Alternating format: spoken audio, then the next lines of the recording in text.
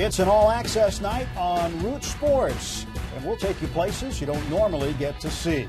Welcome inside the Pirates clubhouse. This is the gathering place, the place where the Bucks get ready for games. It's a little more modern than the one at Forbes Field and at Three Rivers Stadium. Tell me about it.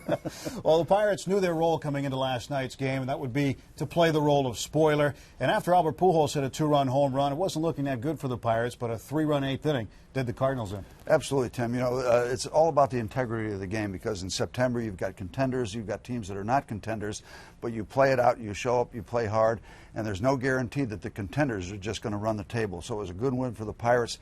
They kept themselves in the ball game. They were able to bust out. Pedro Ciriaco got a really feel-good base hit. Had to be good for him. Ryan Doman was in on that, and then we managed to hold them off primarily with the help of a great, spectacular play by Chase Darno at shortstop, one of the best I've ever seen. One of the better defensive plays, certainly the best he's made at the major league level. And at the locker behind me over here is tonight's starting pitcher, Jeff Karstens, as he gets ready to go out and pitch against Chris Carpenter and the Cardinals. He's missed his last two starts. How will that affect him? I don't think it'll be any problem. Jeff has been up and down the street now enough at the major league level, so he sat up a couple of times out of his rotation, but he'll be fine. He'll be ready to go. A lot of fun tonight as we take you all over the ballpark, inside and out. It's all-access night on Root Sports. Game 2 between the Cardinals and the Pirates coming up. It's Chris Carpenter and Jeff Karstens, the pitching matchup.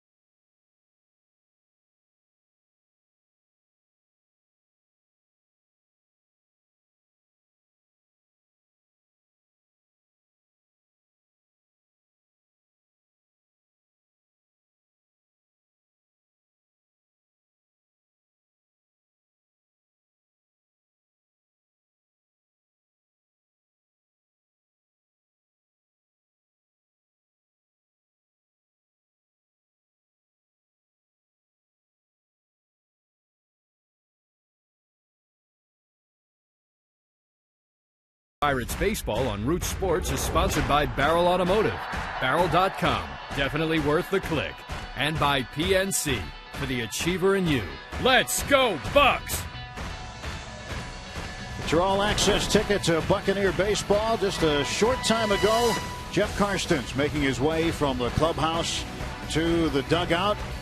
And he hopes to use that bat, too, and right into your living room. All-star center fielder Andrew McCutcheon. Great to see Jeff with his bat, isn't it? Carrying that bat to work. Yeah, I hope he gets to use it well tonight. So, absolutely. Yep. Karstens, after missing his last two starts, will get going here tonight. And Josh Harrison down at third base. He's wearing a wire for us tonight. He's mic'd up.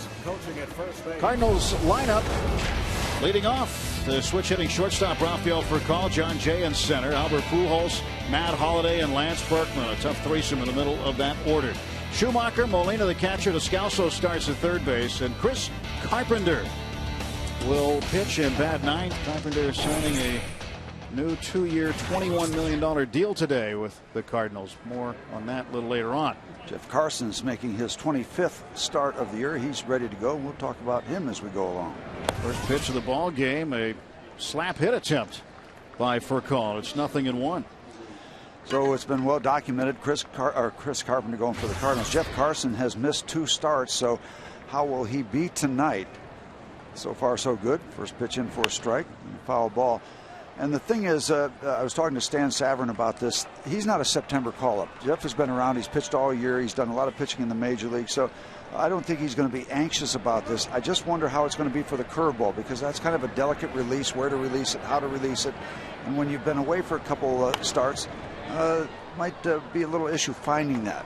Other than that, this guy is so rock solid emotionally and mentally, I don't think it's going to be a big issue. Maybe a pitch count.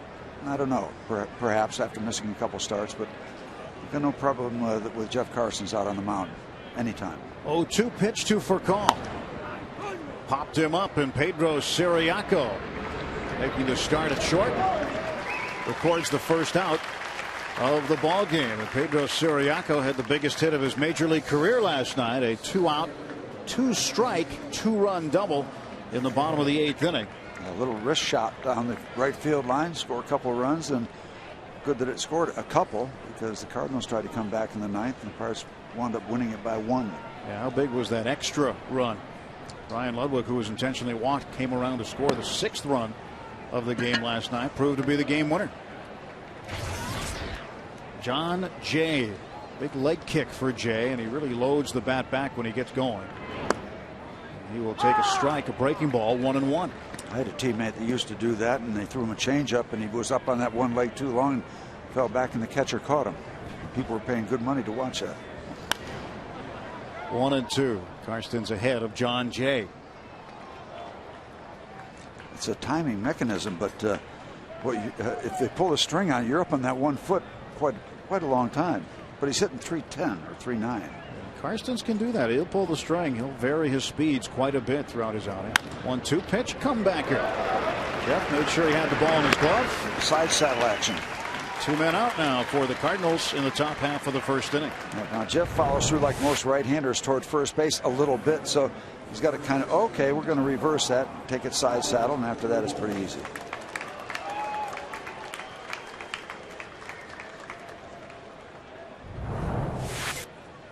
The ever dangerous Albert Pujols now will bat with 2 outs and nobody on. 298 on the season, a National League leading 35 home runs. Pujols just under that magic 300 number average wise, trying to get back there and have another 300+ season. Looking for 330 home runs and 100 runs batted in. That's the line for Pujols that he is accustomed to. 3 out of 11 against Karstens in his career. Hammers this one up in the air to deep left center field. Going back, Ludwig. Ballpark's going to hold it. Ryan Ludwig makes the catch in a 1-2-3. Top of the 1st. Pirates coming to the plate.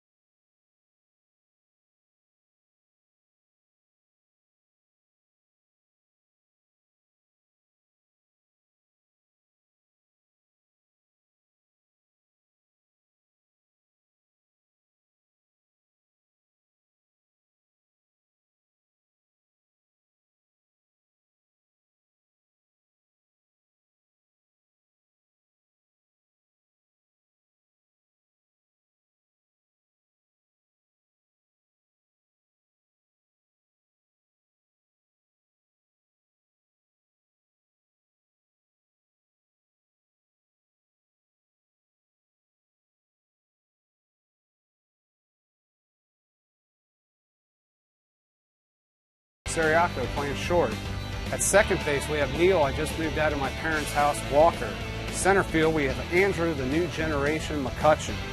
At first base, Derek. I stand tall and carry a big stick. Lee. Catching tonight is Ryan, rougher than the Marlboro Man, Dolman. Right field, Garrett. Going bushes tonight, Jones. And left field, Ryan, all out Ludwig. Third base, Josh, the vacuum Harrison. And tonight's pitcher is Jeff Karstens, getting it done in BP yesterday. Let's go Bucks. Bones having some fun with the Toyota lineups. And talking about BP, Jeff Karstens hit his first batting practice home run of the season yesterday. No wonder he's carrying his bat down the runway. Chris Carpenter getting the start tonight, 9-9. And with a healthier wallet after today. Facing Pedro Siriaco gets the lead off this ball game for the Pirates. Tough customer on the Pittsburgh Pirates. 19 starts for Chris Carpenter, 12-3 career-wise against the Bucks. Siriaco rips this one foul. PNC achievement is Pedro Siriaco for the Achiever in You this season. 6 out of 19, 316 average, 2 doubles, a triple, 6 runs batted in, had that game-winning double in the 8th inning last night. Big hit down the right field line. Not sometimes how many you get, it's when you get them. You got the big one. Got another one right for there. This one, he's got a base hit to lead things off. Pretty much the way he swung the bat last night, just kind of a soft serve to left center. Last night it was a little soft serve between Albert Pujols and first base. No room for pictures on the scorecard as you take a look at the strike zone presented by Range Resources. As long as you get it done, it doesn't have to be pretty. He really went out after that pitch. It was way off the plate. Out in front a little bit, but was able to stay back just long enough to serve it out there. Siriaco can also run. That's another club he has in his golf bag.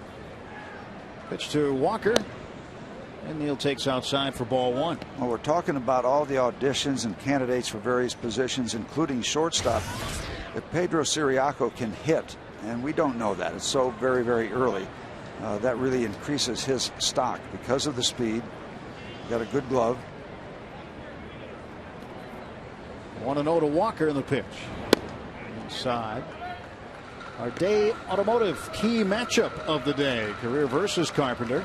Walker is 6 out of 16 with a pair of long balls. And hitting .381 over his last 6 games with 3 doubles. Day automotive. We're going to make your day. 2-0 to Walker. Siriaco at first. Nobody out. And he hits this one up in the air to left field. Matt Holliday drifting underneath it. 1 out, and back to first goes Siriaco. We talked about Carpenter's deal, 2 years, $21 million. He had a club option, or the club had an option on him for next year at $15 million. So essentially, the Cardinals saved themselves about $4.5 million because the $21 million will be split evenly over the next 2 years. He's 36 years of age, so you've got to consider that this could be his final contract as a player. Yeah, he's not a kid. A 36-year-old right-hander has had a history of some arm issues, but he doesn't pitch right now. That's a problem. Probably got the most deceptive 9-9 record in all of Major League Baseball, coming off a shutout of the Milwaukee Brewers last time out. Very strong performance for Chris in a series that they needed strong performances and got them. And one of the interesting things I thought Chris said was that he's very pleased to be with the organization for another 2 years. But I guess he would be. The understatement of the day. Yeah. But he also mentioned something about beyond his playing days being with the organization, perhaps, and maybe there was discussion of that with this contract. Carpenter, nothing in 1 to McCutcheon. Siriaco off of first. And now it is 1 ball and 1 strike. And maybe they're going to pay him $1 million a year for the next 40 years. Do you take that deal? I would. Well, for 40 years. 40 years. I don't even buy bananas that aren't ripe or continuing novels. Siriaco gets back. Carpenter, he's big enough out there on the mound. 6'6", 230, his 15th major league season. 142 wins, 92 losses. Great winning percentage. Throw to first base, diving back safely that time. Pujols thought he got him, and he questioned first base umpire Joe West. Let's slow it down with the AGH cam. And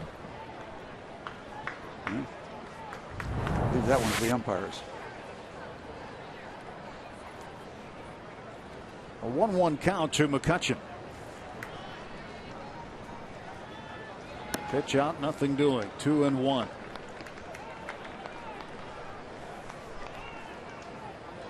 One of the neat things we have for you tonight, an all-access night, is you get to listen to a guy we spend a lot of time with, and that is Jeff Mitchell. He is our director, and you can listen to him call the game at rootsports.com. There goes Siriaco. Throw down by Molina. Is in plenty of time to get it. So Siriaco erased from the bases.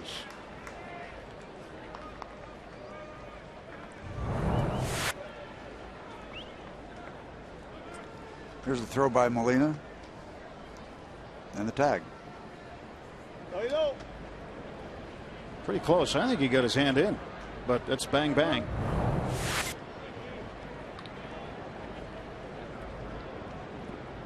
McCutchen's 3-1 pitch. 3-2 pitch, beg your pardon. He strikes out. And Carpenter gets out of the inning.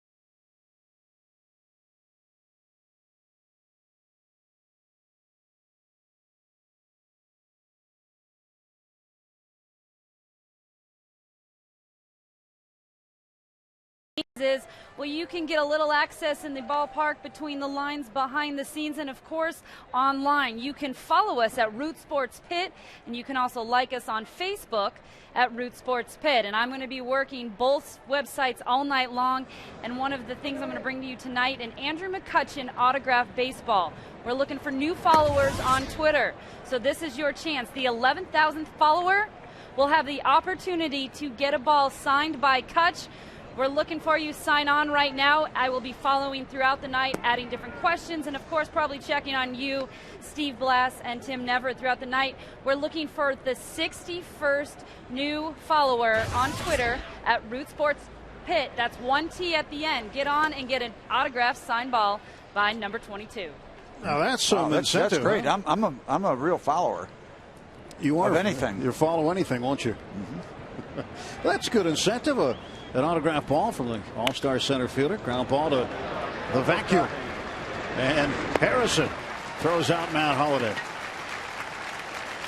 Nice play, a little in-between hop for Josh to handle, and he handled it. Take a look at the replay. Strike zone from Range Resources, and taking it off to the side.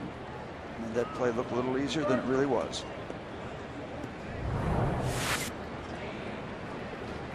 Jay Hay mic'd up for us tonight. Check in with him throughout the game. Here is Lance Berkman, the switch hitter. Big Puma hitting .290. And that pitch a ball, 1-0.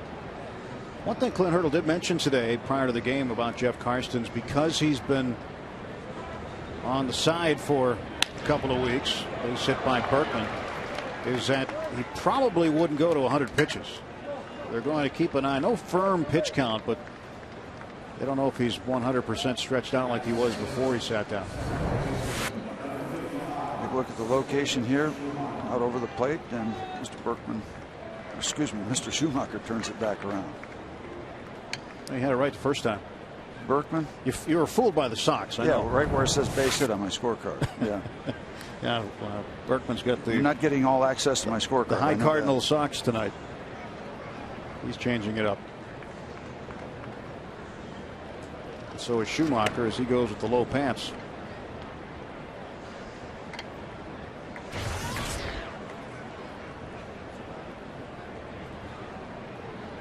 One out. Berkman is the runner at first, and Karstens the stretch. Now the pitch to Schumacher. Fastball in tight, 1-0. Well, if you skip Schumacher, you got to like to play baseball, because when you come to the ballpark, you might know where you're going to start the game, but you might not know where you're going to finish. All over the place last night. Tony La Russa has him playing sometimes 2 and 3 different positions during the course of a game. 2-0.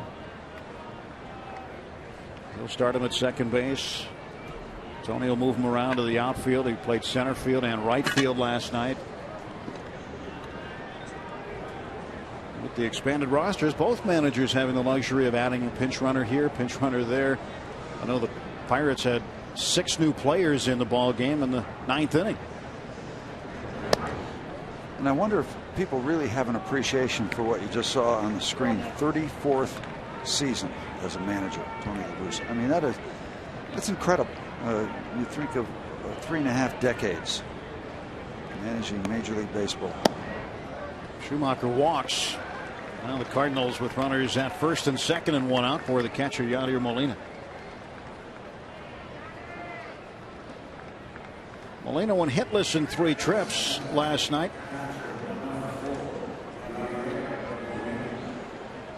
Here's tonight's DQ fan poll question of the game. And on this All Access night, we'd like to know, given all access to watch a Pirates game here at PNC Park, where would you choose to view the game from? 1, Pirate dugout. 2, Pirates clubhouse. On the field or as a ball person in the Root Sports TV booth with us, or in the Root Sports truck with Jeff Mitchell and crew. That's a no-brainer. Yeah. Everyone who participates has a chance to win a DQ cake that's so good it's ridiculous. Message and data rates may apply. Text your answer to 412-412. We'll check the results throughout the course of the night. Somebody have a chance to do that? Is there a winner in this thing? Or does somebody win something where they can sit in the dugout or the booth or the truck? Well, that's when we have the auction night. Okay. Yeah, that's the no-brainer. That's not even close. If you want to be around a Major League ball game, you want to be in the dugout.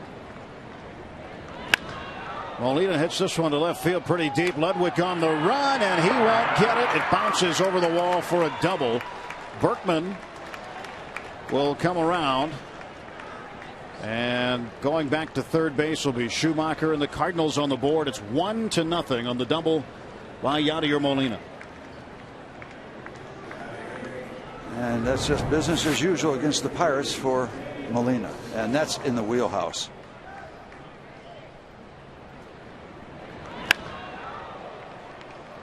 There's a lot of carry. There's a pretty significant breeze blowing and helping everything hit to left field, and it's not blowing as hard as it was. It was really smoking out in that direction, but still it's going to give you a lot of carry if you hit the ball in the air in that direction. Third baseman Daniel Descalso standing in. 1 out and 2 on for St. Louis. A 1-0 Cardinal lead in the top of the second.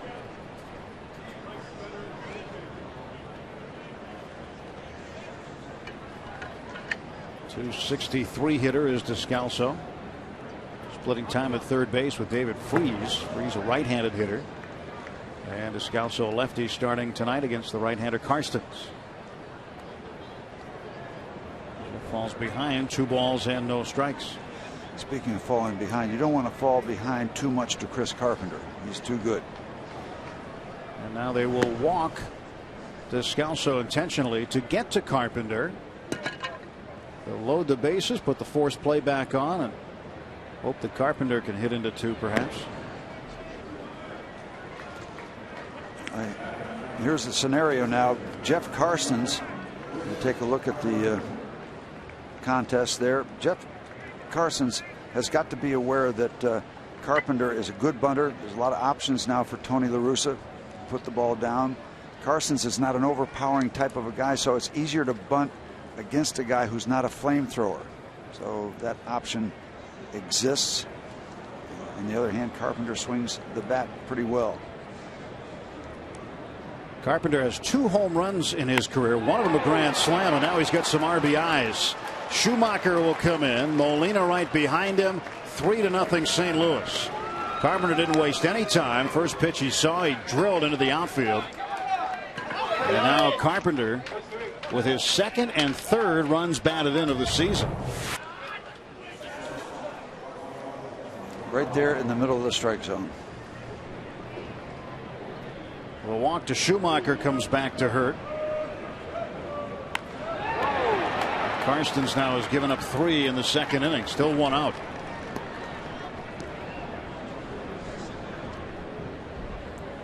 Good swing, under control. I mean, this guy's been around 15 years. A ball right down the middle of the plate with not a lot on it is going to get hit by a lot of players, including some pitchers. Ray Searage, Ryan Domet, Derek Lee listening in.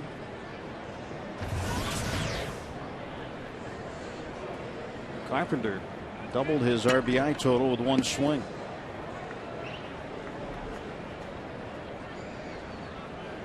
Maybe the better way to phrase that is he hit twice as many RBIs with 1 swing than he's had all season. 2 with 1 swing. He had 1 coming in. If that makes any sense. Another way to phrase it, Cardinals are up 3-0. That's another way. Runners at the corners and 1 out. Back to the top of the order. Rafael Furcal. He popped out to Pedro Siriaco at shortstop in the 1st inning, last inning. He is 0 for 1. Keep an eye on him too, as Josh Harrison in almost on the grass. You never know what Tony's going to do.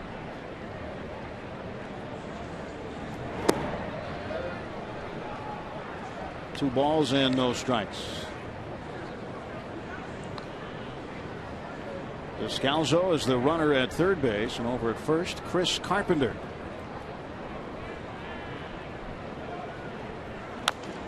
Number swinging bunt out in front of the plate. Domet gave Descalso a look, and the throw down gets him at first. Carpenter's safe at second and third, and 2 out. Well, and almost a tough situation for Derek Lee, and that ball tailing in toward the runner as Ryan Domet came out to get it out in front. He's got to get the best angle he can. Furcal runs very well, and they wind up getting the out at first base. That's a play every once in a while from any catcher that can go down the right field line. You see Derek getting the ball and then getting out of dodge, get that hand out of there. I've seen hyperextended elbows and all kind of problems for a first baseman on that play. John Jay, the hitter, swings and hits it down to Derek Lee. And Lee tosses to Karstens, and that's it. 3 in for the Cardinals, and they lead the Pirates after an inning and a half.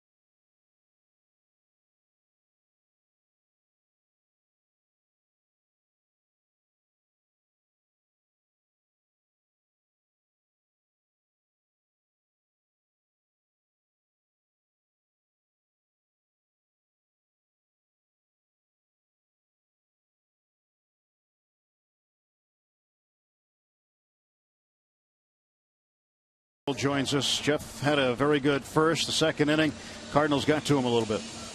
Well, yeah, they barreled 5 balls up there, and his command got a little shaky on him. So hopefully he can right himself and get back in line. As you said, the first inning was crisp. The ball was down. He's hitting some spots, and it was exactly the opposite the second inning. Clint, good win last night. Good feel-good win. How much of a challenge is it in September for you to separate the effort to win and auditions? Well, you've got to combine the two. I mean, we want to make every effort to win every game we play. We want to finish the season strong. We want to put a number up on the board in the win column that's got some significance and is a big step forward for us. At the same time, you want to take some looks at some people and some of the personnel. So just try and be smart with it. Don't outthink it. Don't overanalyze it. Get some guys some reps out there to take a good look at it. Clint, thanks. Best of luck the rest of the way. You're welcome. Derek Lee with a hit that probably makes the manager smile a little bit. Leadoff man aboard. There's a cleanup hitter. Gets the leadoff single. Now Ryan Domet will stand in. And as much as Pedro Siriaco had a big hit last night to win it, don't forget Domet's double that scored the pinch runner Chase Darno, who ran for Derek Lee and came around to score the game tying run at 4. So Domet's hit loomed extremely large in the 8th inning, followed up by Siriaco's double. That was the key to the offensive outburst last night in the 8th. 1-0 pitch. High 2-0. By the way, Ryan Domet sporting a brand new tattoo right in the middle of his chest. It says Rawlings on it. Yeah. From that ball that he got crossed up on. Looking for a curve. Got a 94-mile-an-hour fastball right at the chest protector. And yeah, they protect you, but they don't protect you a lot. They're built kind of thin so you can have some mobility. He took a direct shot. He's still wearing that Rawlings emblem from the ball. 3-0 now to Domet. I told you about Chris Carpenter coming off a shutout against the Milwaukee Brewers last time out. Previous to that, the start before that, he got touched up by the Cincinnati Reds. 6 earned runs in 6 innings. So it's been very much an up and down year for Chris. Like that little boy in the story. When he's good, he's very, very good. And when he's bad, he has struggled. But overall, he's still a very, very highly regarded, one of the best right-handers in the league. Over his last 5 games, 32 strikeouts and 7 walks. Shallow left center field. And Holiday will handle it for the out. 1 gone. Just a little more on Carpenter. 2005, 21-5, Cy Young Award winner. He's been on 3 All-Star games. I mean, he's just been real good for a long time. Told you, drafted by Toronto back in 1993, came to the Cardinals after the 2002 season, and he's written himself quite a story since then. He has driven in 2 of the 3 Cardinal runs here tonight, too.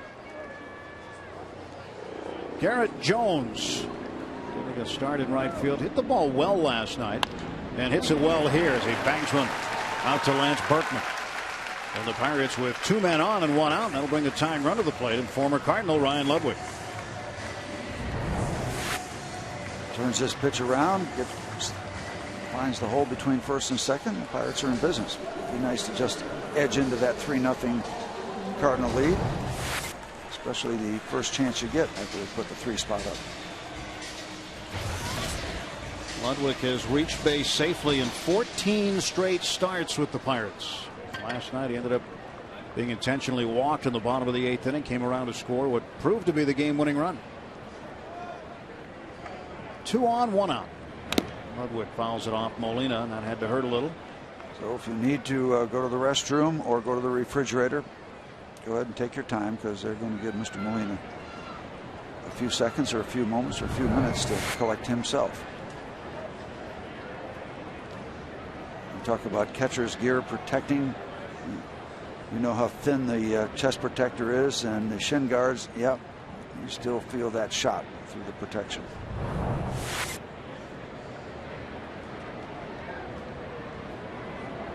There's not a lot of bulk in the protective gear for the catchers anymore. There used to be.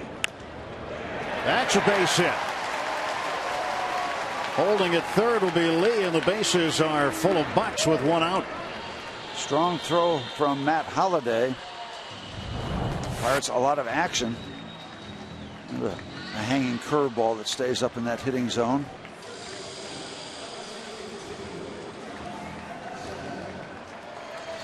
Here's two things here. You need to put the ball in play. You need to stay out of the double play. You got good speed from Josh Harrison. Even if you hit a ground ball, hustle down to first base, save that double play. Don't let it happen, and you're on the board. You give him that second out. Don't give him the third and leave all these runners scattered around the base paths. Harrison, a .333 hitter with runners on base, 25 out of 75. Bases full, 1 out. Strike 1. Eric Lee at third base, Garrett Jones at second, and Ryan Ludwig at first. All singles. 3 base hits this inning against Chris Carpenter. No runs across yet. Yeah, and Carpenter's been around a long time. He's not a blazing fastball guy, but he knows the times he needs a strikeout. And if he gets it here, then he faces the pitcher. He knows he can get out of this. To the right side, Pujols drops it, and everybody's safe. Albert could never get a handle on it. He could never find the handle on that ball. And I think part of the reason he was looking all around, see where his best chance for an out, whether to go to second, home, or back to first base. Here's the chop. Wide to first base, Albert there, and it gets out of his hand.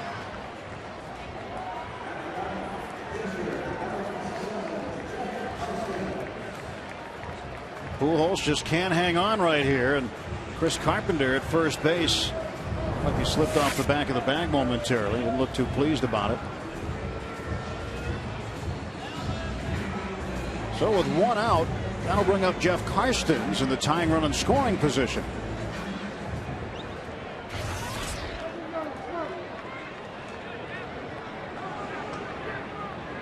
Karstens had good BP yesterday, we learned from a reliable source, so maybe he carries that into the game here today. Take a look at Chris Carpenter here, going over to cover first base. Sees Albert having a problem with it. Stumbles around and has to go back to the mound, and has to go back to the mound with just 1 out in his pocket.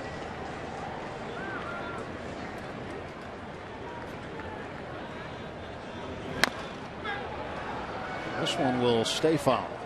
I've had a little English on it, trying to get back into fair territory.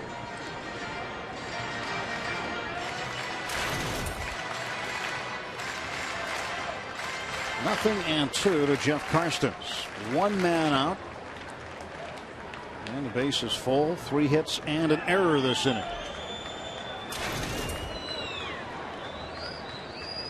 Cardinals had won 5 in a row before yesterday's game. Pirates breaking that streak. And again, we talked about it in our open tonight.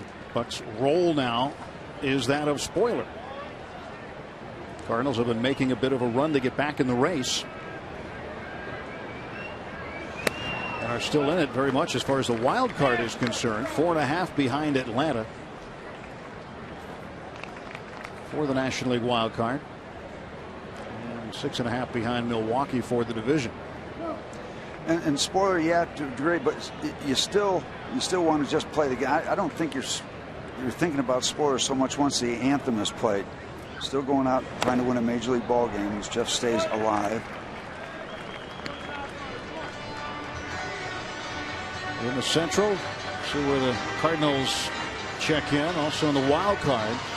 Giants 2 back of the Cardinals now in the wild card. Dodgers 11 out. The Pirates now 4 games behind Cincinnati with 3 to play head to head with the Reds. Karstens takes outside. Wow. That'll even up the count. Chris Carpenter became a statue for just a half a second with that call.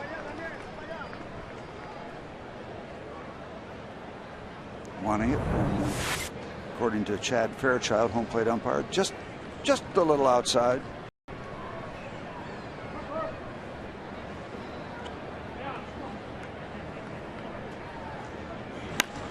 Down the right field line, foul. It would be nice if Jeff can return the favor for what Carpenter did to him last inning with a 2-run single. just shorten up, try to put the ball in play. This guy's not going to throw it 97, 98 miles an hour. And get into that protective 2-strike stance. Make contact, see what happens. 2-2 pitch. Wide to first. Jeff hanging in.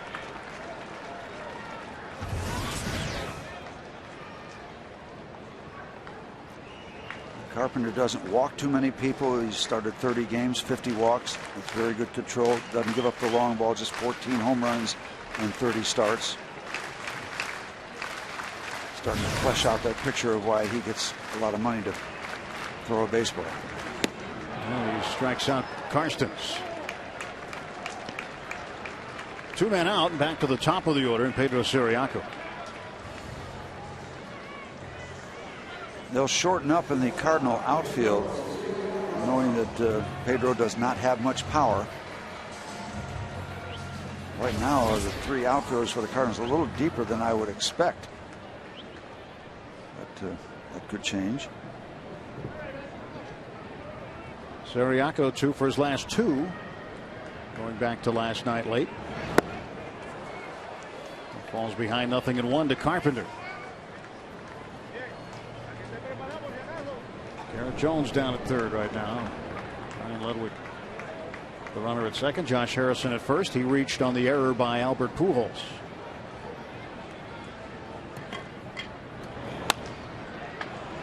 Siriaco missing the other way. Foul.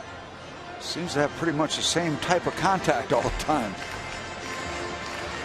Doesn't really drive the ball that we have seen yet. An issue with that bat, so he wants another. Now, part of the speed up rules is you have to have 2 of them ready, and they want the bat boy to get you the bat, not to have you go back down in the dugout and custom pick one out of the bat rack. Now, this is another reason why they've got to get rid of the designated hitter. This is all part of the strategy. Now, Carpenter knew that if he got Harrison, he'd have a good chance to get Karstens. They didn't get Harrison. That kind of opens up. So that gives you a feel for the ebb and flow of strategy and what you're trying to do and what kind of script you're trying to write. You have the DH, you take all that away. 0-2 struck him out. Siriaco chased one outside. Pirates leave him loaded, but get one back. 3-1 at the end of 2.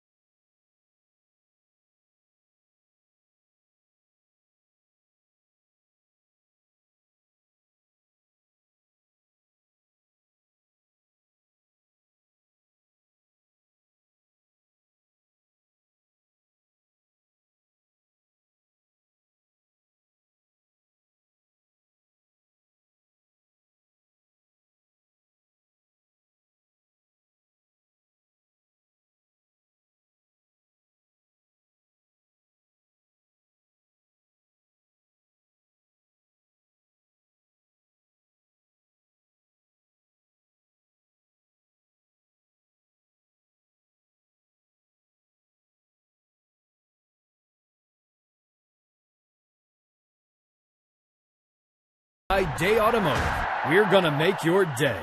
Let's go Bucks!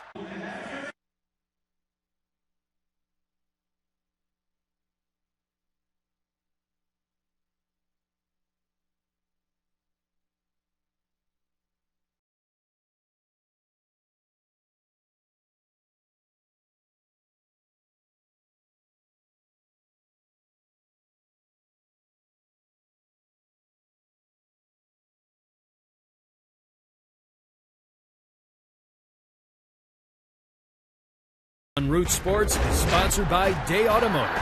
We're gonna make your day. Let's go Bucks!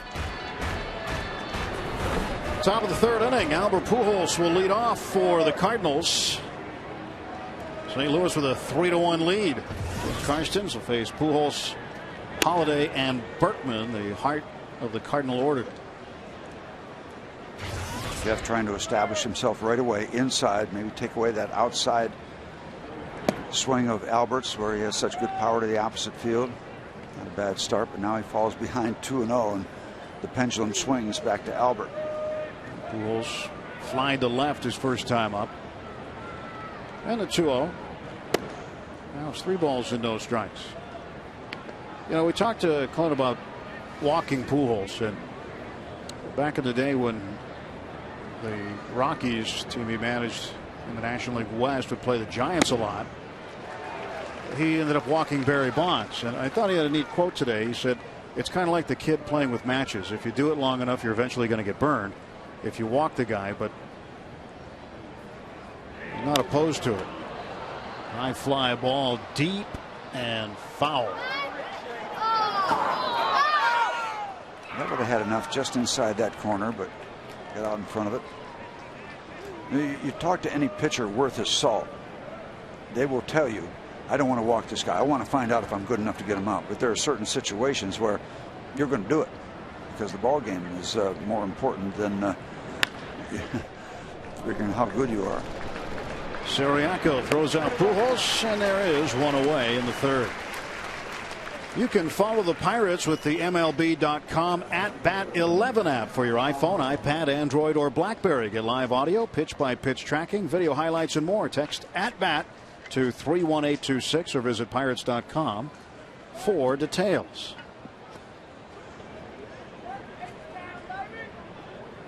Matt Holliday grounded out to Josh Harrison at second base. Hit a shot down there. Harrison handled it pretty well.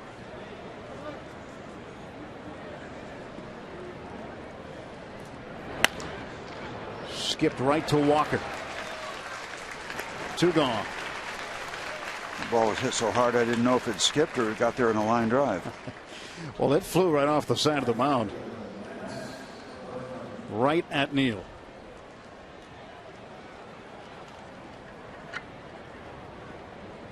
Walker's got quite a streak going defensively. Both he and Ronnie Cedeno in the month of May did not make an error. And Neal starts tonight with a 42-game errorless streak. Berkman pops it up. There you go, Jeff. Walker out, backpedaling. He wants it. He is called off by Jones. And a quick inning for Jeff Karstens. It took him 8 pitches to get through the heart of the Cardinal order.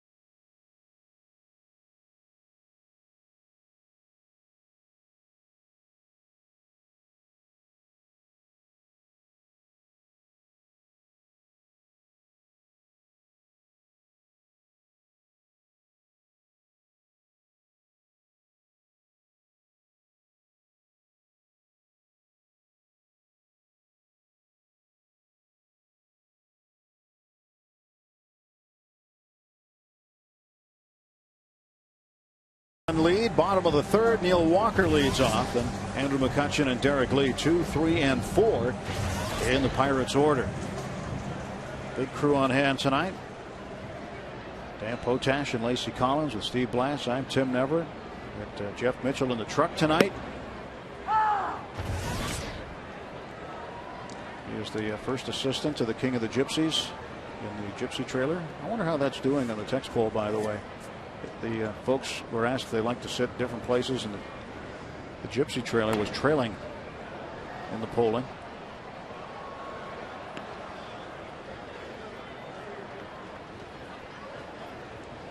We'll check in on our DQ text poll question in just a little bit. You wouldn't want to sit down there during a game, would you? Those guys don't even want to be there. Not true. That's an interesting of course they place. Yeah. Walker down on strikes. Goes down looking. Well, today on an All Access night, it is time to mic up Josh Harrison. Let's listen. I'll take a little blooper right here. Don't stop until you score. I won't stop till I get to the dugout. I was ready. St. Louis, he hit me like 4. McCutcheon takes a strike from Carpenter. So he was talking about Albert Pujols, who hit 4 ground balls to him in St. Louis. And when Pujols hits one that way, it's usually coming at you at a great rate of speed. He doesn't hit too many of them easy, but he is not a happy man right now. Good hitters also want to talk to you about their fielding. He's very proud of his fielding. In fact, the ball that Ryan Doman hit last night, he'll tell you he could have got some leather around that. A couple of gold gloves in his resume. To me, he's the best in the league. Hands down. Best baseball player in the National League. Maybe in the majors. We don't see the American League guys that much.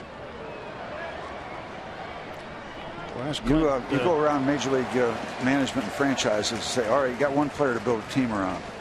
Think you might get some votes? I would say, yeah. Well, ask Clint today about where he ranks in terms of hitters that he has seen. McCutcheon takes the ball, 2-2. And he said he ranks among the top 5 hitters in his lifetime. The guys that Clint has seen play during his lifetime. He said, and he started scribbling down. I followed up with him afterward, and he started scribbling down some names. And Pujols was at the top of the list, and his old teammate George Brett was next. He said Wade Boggs. Yep. Boggs was probably one of the best 2-strike hitters. Rod Carew wasn't too bad. Tony Gwynn, and then he added Barry Bonds in there. He said, well, there's got to be a 5A, so Barry Bonds, as far as the best hitters. I tell you, Barry Bonds had as much plate discipline with balls and strikes as anybody I've seen in a while. Up in the air to center field, and John Jay will track it down. 2 out for the Pirates. Let's check out tonight's Barrel Automotive League leaders. Most RBIs in the National League in the last 10 days. Jason Bay of the Mets with 12. Alfonso Soriano of the Cubs with 10. And here is Derek Lee with 9. Barrel Automotive, definitely worth the click. Lee with a base hit and a run scored tonight. Hammers this one. Deep right center field. Way back it goes. Caught. Derek Lee, a home run, makes it 3-2. That's the way you do it. Send it. Right center field, opposite field power. Does Derek Lee still have something in the tank? Yeah. Yep. Just showed you some of that right there. 10 RBIs in the last 10 days. Number 15 given up by Chris Carpenter, and this Pittsburgh Pirates right back in it. That's the 3rd home run in his career he has hit off of Carpenter. Ryan Doman will take strike 1. You know, that area out there in right center between the ketchup bottle and Trib Total Media, Derek Lee seems to like putting baseballs in that area. He's done a nice job with that. That's a good direction, because even if you don't get it over the fence, you're going to find a gap.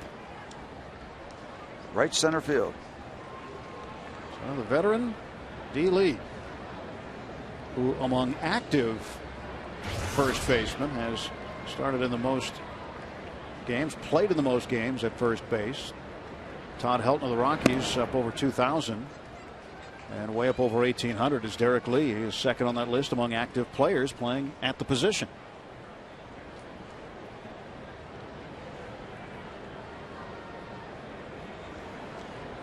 2-1 to Domit from Chris Carpenter. It's now a 1-run game. A couple of 36-year-olds going at it there with Lee against Carpenter. Age is just a number to some people.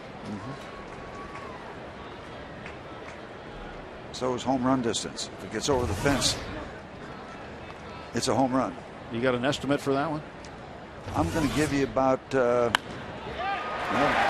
of that gap, there it is, and Berkman's going to watch it roll to the wall, and running hard is Domit.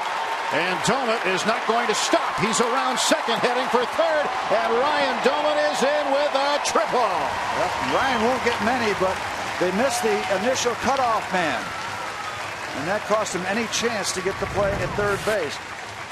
First of all, he catches the gap, factor number one.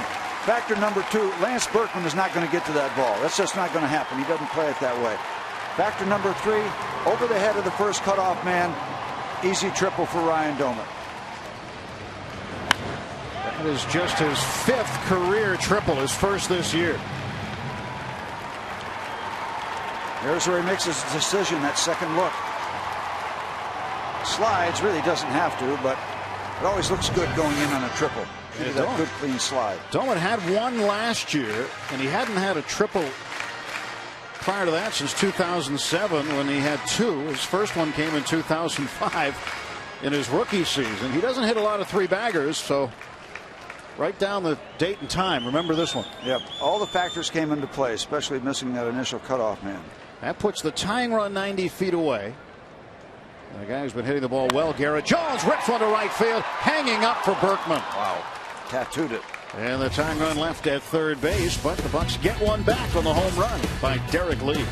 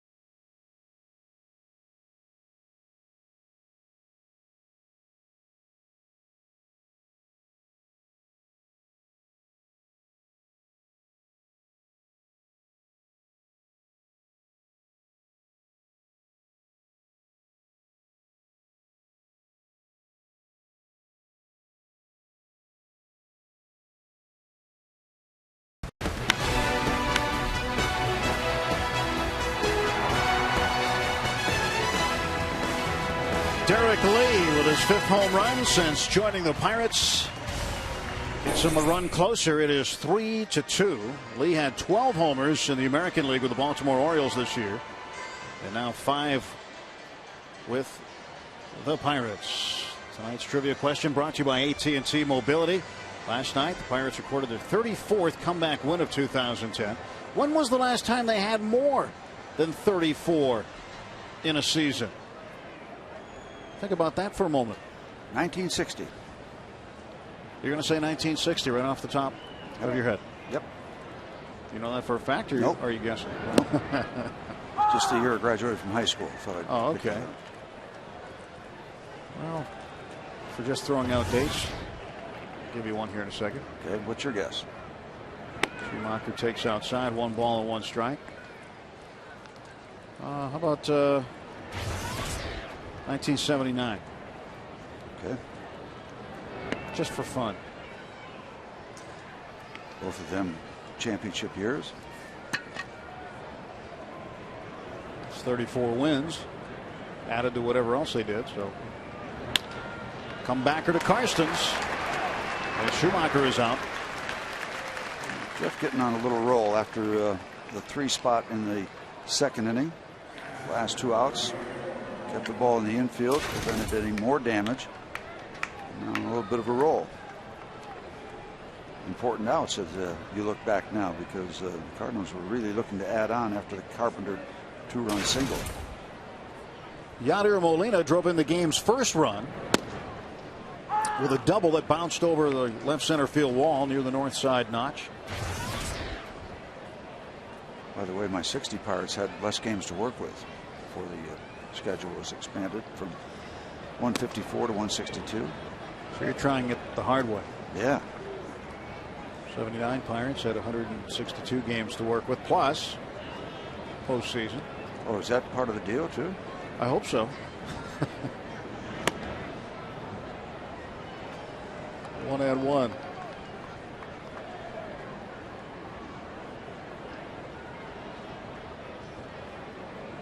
Karstens pitch to Molina for a strike called. 2 balls and 2 strikes. 1 out, nobody on for St. Louis. They lead 3-2. Top half of the 4th inning at PNC Park. Game 2 of a 3-game set tomorrow. Quick turnaround, 12:35 game. And Molina down on strikes, and there are 2 down. Let's check in with our social media moderator at Section 101, Lacey Collins. Tim, the Andrew McCutchen autograph ball was a hot seller in terms of finding new followers. We're already at 11,064, and Sarah E2304 is the winner. And the beauty of technology, instant communication. She already tweeted us back, awesome, thanks. I now have permission for the 12,000th follower. If we get him tonight, a Ryan Domit autograph bat. Now, I don't know if it's hit one of his 5 career triples, but we do know that Dewey signed it for you. So let's go for 12,000 tonight. All right. So his first triple since the 29th of April against the Dodgers last year. He just hit it last inning. A Ryan Domit autograph bat for the 12,000th follower. At Root Sports Pit. Or you can like us on Facebook at Root Sports Pittsburgh Region. Make sure to put that slash in there between Root Sports and Pittsburgh Region. So you automatically know that people like you? Is that how it works? The Scalzo base hit. Well, it's just like, you don't not like it, you like it. So you say, I like it, and then you become a follower. Another way that you can be interactive with us here is text the booth. 412-412. And remember, the key word is booth, so your message will get to us. We'll answer some questions throughout the game, so text us at 412-412. Message and data rates may apply. Chris Carpenter, a bouncer to short. Siriaco handles it. Nice and easy. Throws to first and ends the Cardinal half of the 4th. Cardinals 3, Pirates 2, and the Bucks coming to the plate in the bottom of the 4th.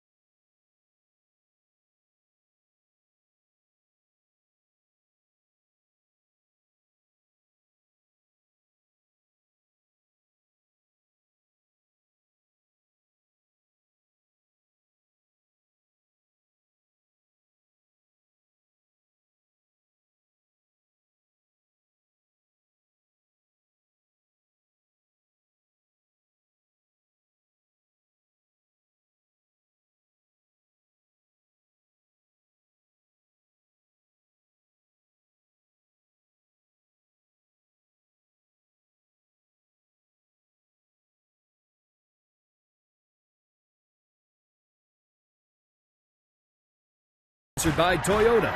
Buy right the first time and save more. Visit your local Toyota dealer for details. And by AT&T. Let's go.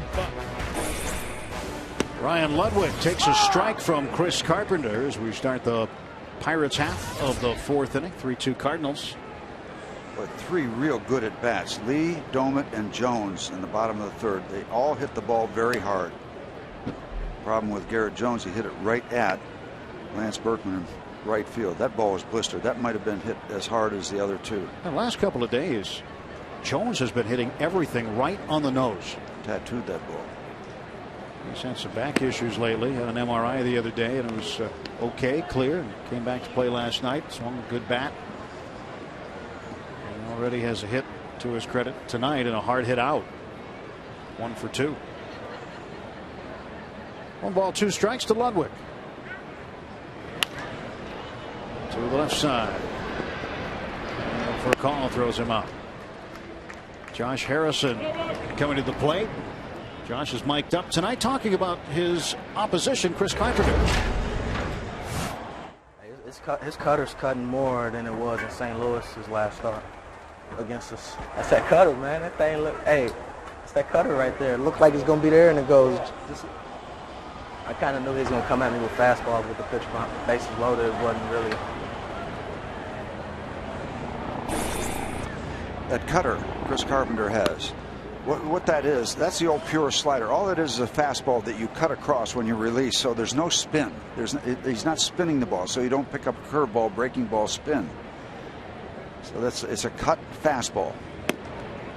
And a strike to Josh Harrison. Entirely different than any breaking ball. So that fastball all of a sudden goes like this. It's not a big breaking curveball that has a lot of bend or spin, so you don't see the spin that immediately alerts you to the fact, okay, that's a curveball or breaking ball.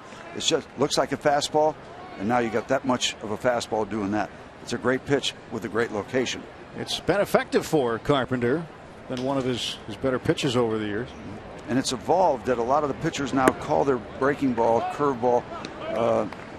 They call it a slur, but those are curveballs. The slider is a fastball that you cut. And a lot of pitchers still go to that, not as much perhaps as before the pure slider, because there's a bouncer to short. Check out this play. It's a routine 6-3 play. But the whole evolution of the cut fastball, the original slider, was the fact that it was an easier breaking ball, quote unquote breaking pitch, to learn than the curveball. Curveball is tough to master. There's a lot of things you have to do right for a curveball. Slider is just a variation of your fastball, so it's an easier pitch to pick up and master than the pure curveball. Carpenter will face Jeff Karstens. Struck him out in the second inning. Pitch high and a little inside for ball 1. 2 outs, bottom of the fourth, nobody on. Strike 1. 1-1. Keep begging. I talked to Jeff before each start. I don't talk to him about pitching. I said, guess fastball that first pitch. He said, I like to take a first pitch. I said, that puts you in the hole. Let's take a look at our trivia answer. Our AT&T mobility question we asked about comebacks. Pirates recorded their 34th comeback win of 2010. When was the last time they had more than 34 in a season? We're both wrong. 2006, they had 35. That wasn't a championship wins. year. No. Breaking pitches in. And we both guessed incorrectly. But we didn't hesitate. Came out with 2 quick years. And they were good years. In fact, they were better years than 06. Karstens down on strikes, and Carpenter gets the Pirates in order in the fourth.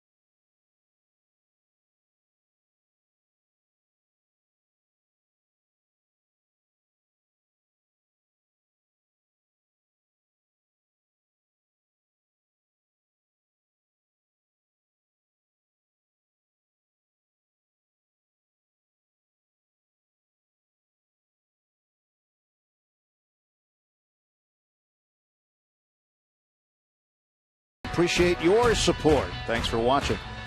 Let's go Bucks. I know. Yeah, we know Beckley very, very well. Let's take a look at the whole question.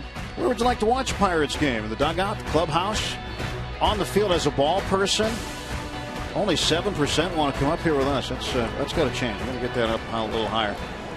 We can't be the same as the sports truck, the Root Sports truck downstairs, the Gypsy trailer. We have to have a much higher percentage. Wouldn't people want to come up here and sit next to Steve Blass, a World Series champion? No, there's more action down there. More going on. And you can't believe how much action there is going on down there. Yeah. It's a busy, busy place. Looks like a lot of false hustle down there. They're just sort of, acting it out.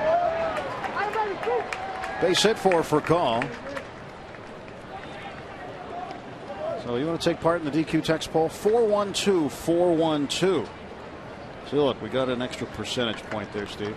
8% for us. 68% would like to watch from the dugout. Yeah, it would be interesting in the dugout. Probably get a buffet of sunflower seeds, too. You can eat all those you can handle. And you'll learn some new phrases. See, being a ball person is not a bad thing, too. You're on the field of play. You're actually in play. You have a chance to field a ball. You got the best seat in the house, really. And you get to be a hero. You pick up that foul ball, you give it to a kid. And the ball girls here all play either high school or college softball.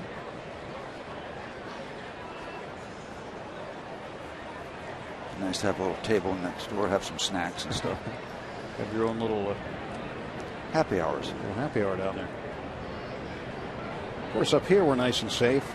We're out of danger of getting any foul balls hit up here, but it's cozy, and never out of danger up here. No, it's a dangerous place. It's dangerous when you're around. I know that.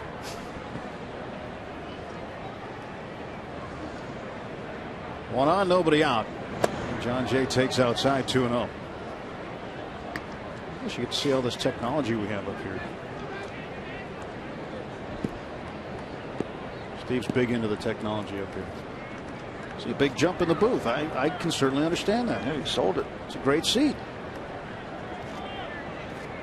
Unobstructed view. There goes for call. And a strike is called. Domit lost the handle on the ball, and a stolen base for Rafael Furcal.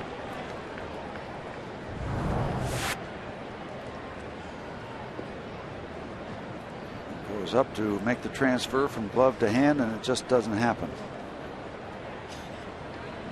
Fair break, and the Cardinals don't run all that much in terms of steal, but they do a lot of hit and run, put people in motion.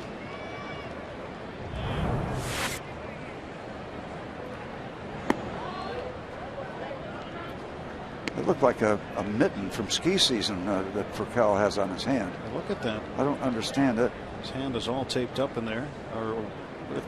That's not taped, though. You're right. It looks like an oven mitt. It could be like an offensive lineman, defensive lineman that you use to club people. Speaking of clubbing, this one clubbed down to the right field corner off the wall, fielded by Jones. Furcal will score easily, and in with an RBI double is John Jay. It's now 4-2 St. Louis.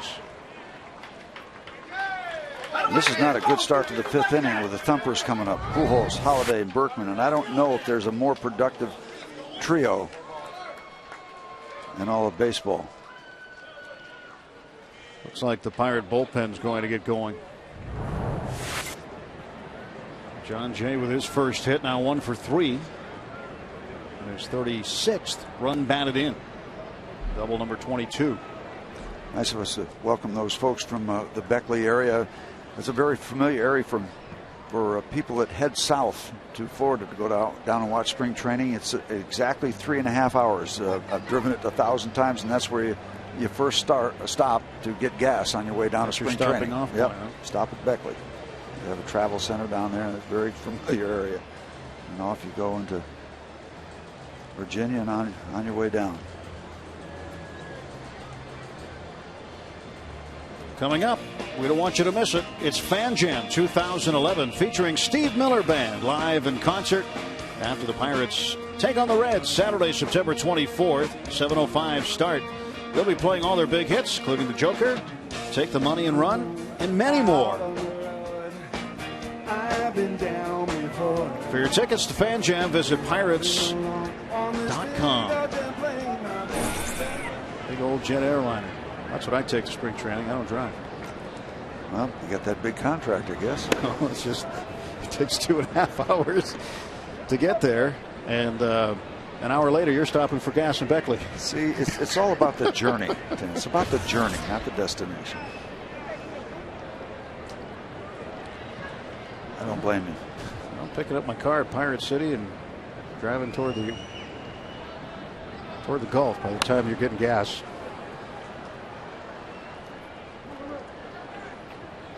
One ball and one strike to Albert Pujols.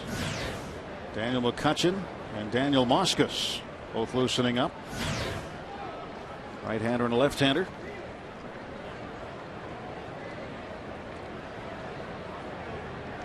This half inning right here could swing the ball game one way or another. If Jeff can keep it together against these three thumpers, keep the ball game intact. These three guys, they can get away in a minute. They're already in business. So a challenge for Jeff Carson's, and hope that he can get on the other side of this. Just a 2-run game at this point in time. Top of the 5th.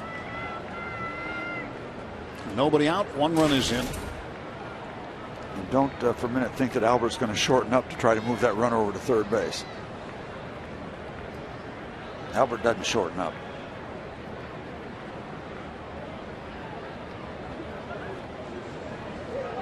And he wants time. He's a big man up at the plate there, and he also tries to take that outside part of the plate away from you. He's right up on top of the strike zone. Those elbows are not too far away from the inside corner. By the time he swings the bat, he is protecting that outer area. See where Ryan Doman goes. Away. And a diving stop by Siriaco. His throw didn't get it. A little bit high, rushed it. And coming in underneath it was Pujols, but what a stop by Siriaco. And even with the bobble, still might have had time with a good throw to get him. Yeah, a good throw does get him. This ball is right down Broadway, and he smokes it, but Pedro does a good job of stopping it. And then the bobble maybe rushes it a little bit. Yeah, you see they got plenty of time because the ball got to the shortstop so quickly. Scored a base hit for Pujols. And that was because of the degree of difficulty, and he hit it so hard, but that should be an out after he makes the good stop. He got plenty of time. Yeah, good throw gets him. 2 on, nobody out for Matt Holliday. Holliday is 0 for 2. He has grounded out to third, grounded out to second. And we documented starting last night with how many double plays these Cardinals hit into, and you'd love to get another ground ball right here. They hit into a bunch, and this would be the perfect time to get one. They grounded into a league-leading 158 of them. Holliday grounded into one last night in the 3rd inning. And a secret weapon makes the play. Jose Oquendo, the third base coach. Yeah, we got the ground ball, just the wrong person. You talk about the versatility of Schumacher. Well, Jose Oquendo has played everywhere. He was active as a player for the Cardinals.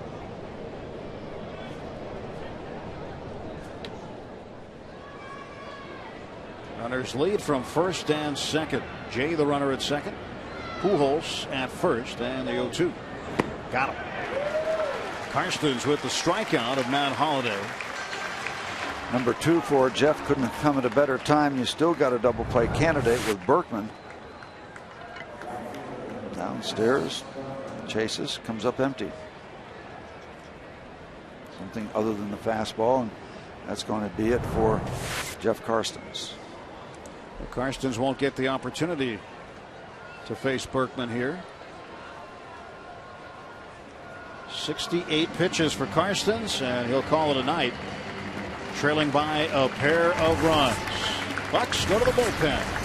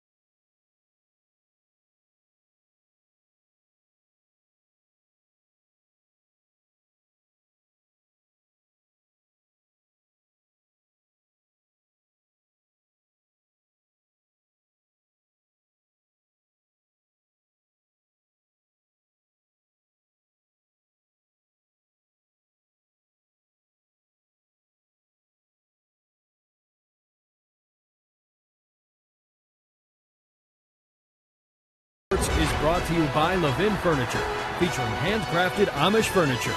Let's go Bucks!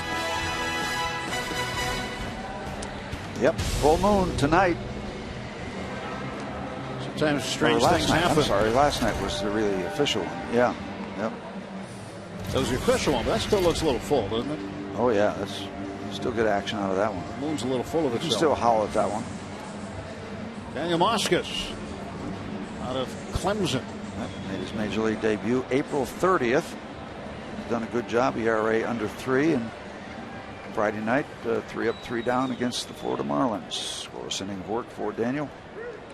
Called back to the big leagues a week ago from AAA Indianapolis. Jeff Karstens, after missing 2 starts, goes 4 1/3 tonight. Given up 4 so far. Cardinals still in business. He is still responsible for 2 more Redbird runners. And Moscas will face Berkman. Berkman will have to turn around and bat right-handed. 264 as a right-handed hitter. 297 as a left-handed hitter. 33 points difference on the right side. And a ground ball right to Siriaco to Walker for 1. That's 2. Moscas, 1 pitch, 2 outs. And the run comes in for 2 birds.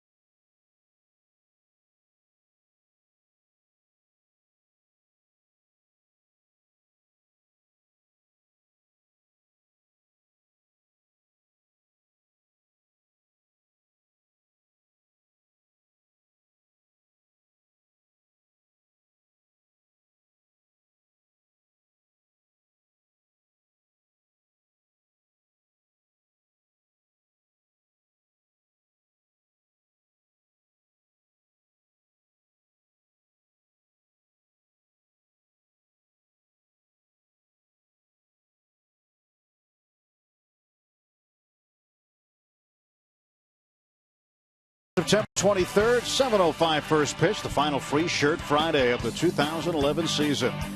All fans to the gates get a Pirates t-shirt courtesy of the International Union of Operating Engineers, local number 66. Pirates.com/Free Shirt Friday for your tickets. The Pirates still in it because of good work by Karstens in the top of the second, leaving some runners on, and the double play thrown by Moscas. They're still in it because of those. Siriaco, he's got a chance. And no chance for Furcal to throw him out. A base hit for Pedro Siriaco. He's 2 for 3.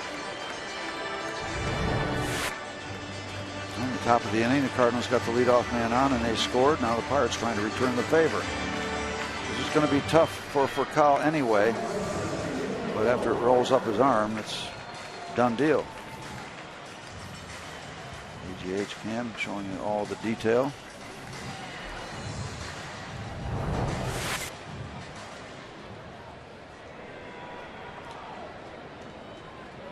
Tying run at the plate. Neil Walker is 0 for 2. Flied to left and struck out looking. Pounds this one foul. One thing you get out of Chris Carpenter, Steve, is a lot of work. And he has thrown the 4th most innings pitched in the National League this year. What, something like the most starts by anybody in the last couple of years? He's making his team leading 31st start. Carpenter with 210 in a 3rd innings thrown. Cliff Lee of Philadelphia, 210 and 2/3.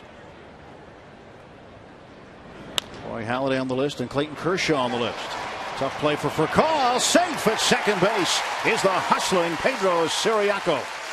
And not only puts the Pirates in business, but helps create a base hit for Neil Walker with that speed. Yeah, they're picking on Furcal right now and doing okay. This one chopped wide of Descalzo. He's out of the equation. Once he's out of the equation, the Pirates have a chance to have runners on first and second because of the speed of that man. Well, he'll just put it on a good spot in the infield. Siriaco, good speed, puts the tying run on base. 2 on, nobody out. And now Andrew McCutchen, who's 0 for 2 and due. Kutch did not have a hit last night, although he drove in a run. Back for McCutchen. You have to go back to Friday in the 6th inning for his last hit. It was a double. Get him to run into one here. A good spot for a 3-run shot. 1 ball and 1 strike. Maybe we could say, get the guys in the scoreboard room to play Fly Me to the Moon. Hit one down to left field, hit it over the fence. Might hit one to the moon. There it is. Old Yeller.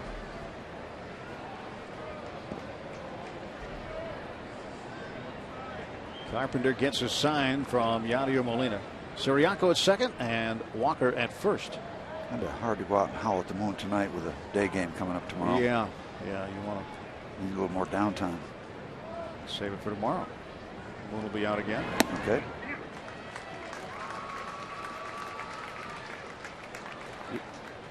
You can start earlier because we'll be 3 hours later. That's right. I'll howl for a while and you still won't be starting the game. I can howl and then watch. Yeah, we hope you stay up with us late from Los Angeles and Phoenix. 2-1. McCutchen fouls it off, evening the count at 2 balls and 2 strikes.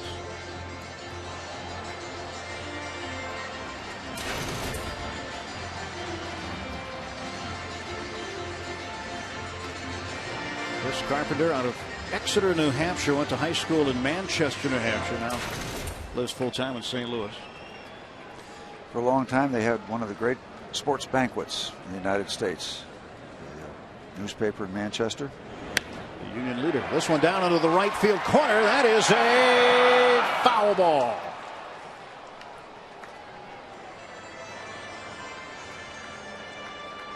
Remember going to a banquet a long time ago after a World Series, and they invited everybody in, including a young man by the name of Carlton Fisk.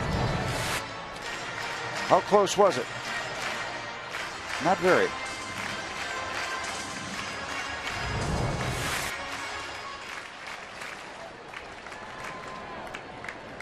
Nobody out.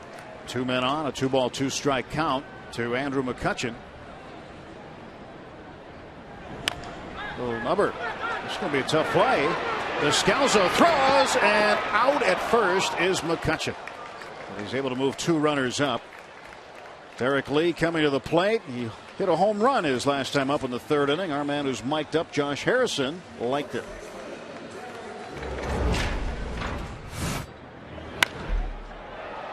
Get out, ball.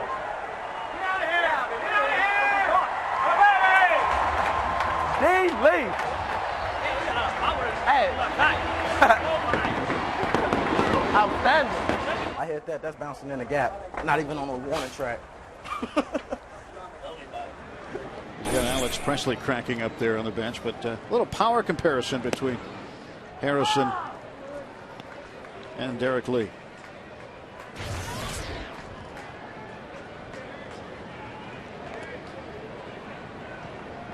Good RBI chance here for Lee with the tying run in scoring position.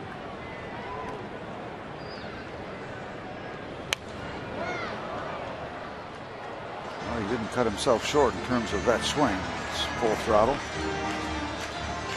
Okay, you want to cash it in somehow or another. Get the ball out of the infield. At least get 1 out of this. That puts you a point away. It's a big difference. 2 for 2 tonight. 2 runs scored. He has scored both Pirate runs. Like to give somebody else a chance to touch home. This one to right field, and here comes Berkman. Siriaco's going to try it. Oh, yeah. And he will make it. You will run on the arm of Lance Berkman every time. Another run batted in for Derek Lee, his second tonight. And Siriaco makes it a one-run ball game again at 4-3. And that's just a scouting report, and everybody knows it's not a real harsh criticism of Lance Berkman. He just doesn't have a strong arm. You will run on that arm. He does a lot of things very well. Throwing is one of the real strengths. And the Cardinals want an appeal. And Siriaco left early. Third base umpire Sam Holbrook calls him out. Clint Hurdle will come out to argue. And that's going to end the inning on a double play. Nick Leyva is beside himself.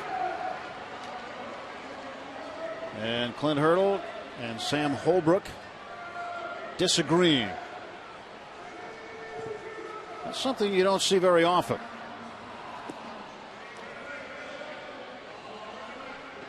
Guy being thrown out on an appeal play. We will take a break, and when we come back, we all will look at it together. Run comes off the board. It's 4-2.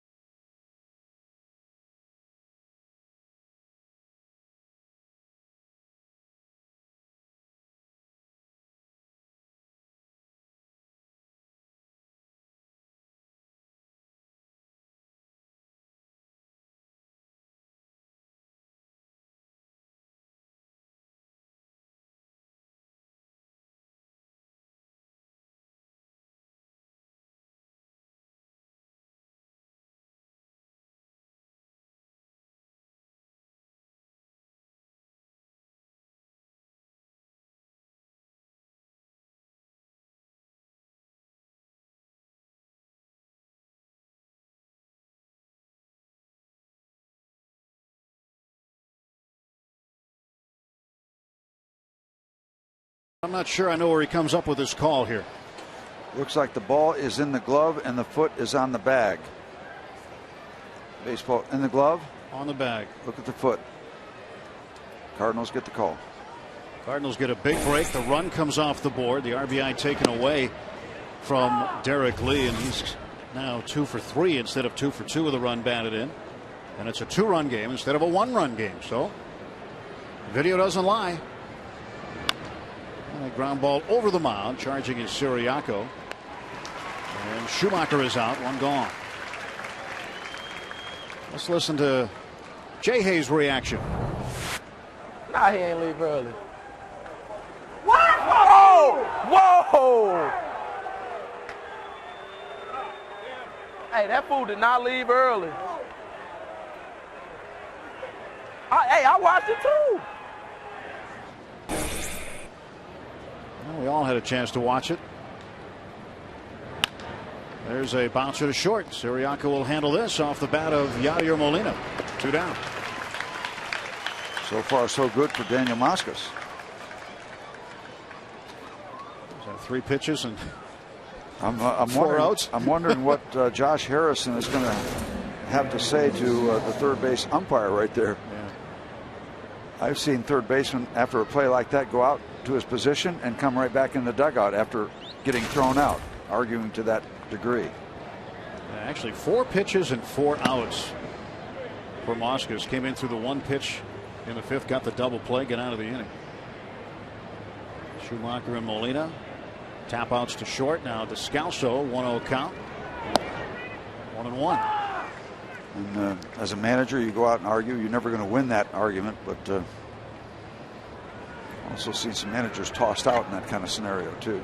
But, on we go. And playing a team like the Cardinals, runs are precious. And when you have one basically stolen from you there, against Carpenter in particular, against a pitcher like Chris Carpenter, I mean, you know, that makes it doubly difficult.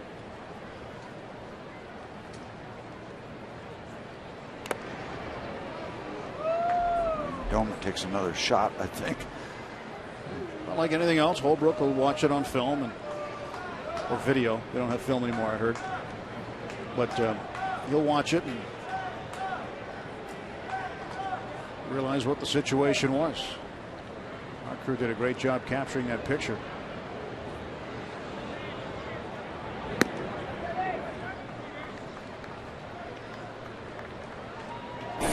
Take another look. There's the catch by Berkman, and you can see the foot clearly on the base by Siriaco, using it to push off of. Even one more frame when you can't see the baseball anymore. Oh, that one underneath the glove of Derek Lee. He's been so solid there defensively. That one caught a piece of his glove. And a base hit.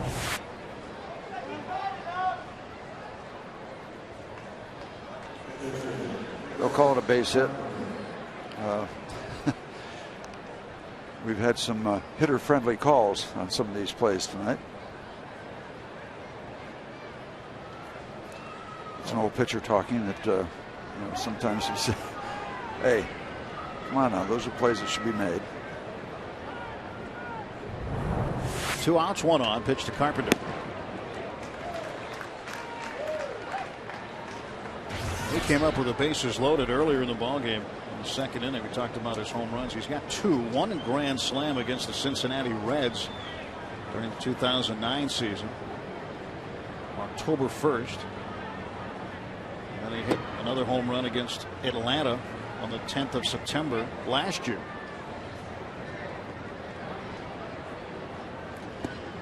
Well, 15 years, a lot of at-bats for Chris. 2-run single in the second inning for Carpenter, and then he grounded out to short in the 4th. Mosca set. 1-1. Down the right side. This one will be watched into the seats by Garrett Jones. 2 strikes on Carpenter. Had a career high, or not a career high, but a season high, 10 strikeouts against the Pirates on the 16th of August. 15th double-digit strikeout game since he's been a Cardinal. That one foul.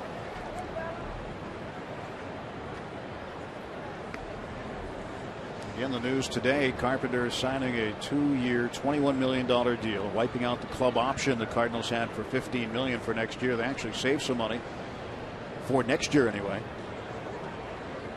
36 years of age. It'll take him till he's 38 and possibly his final contract as a player. Strikes out. Moscas getting the job done in the 6th inning. 1 hit, no runs, 1 left. Through 5.5. Cardinals 4, Pirates 2.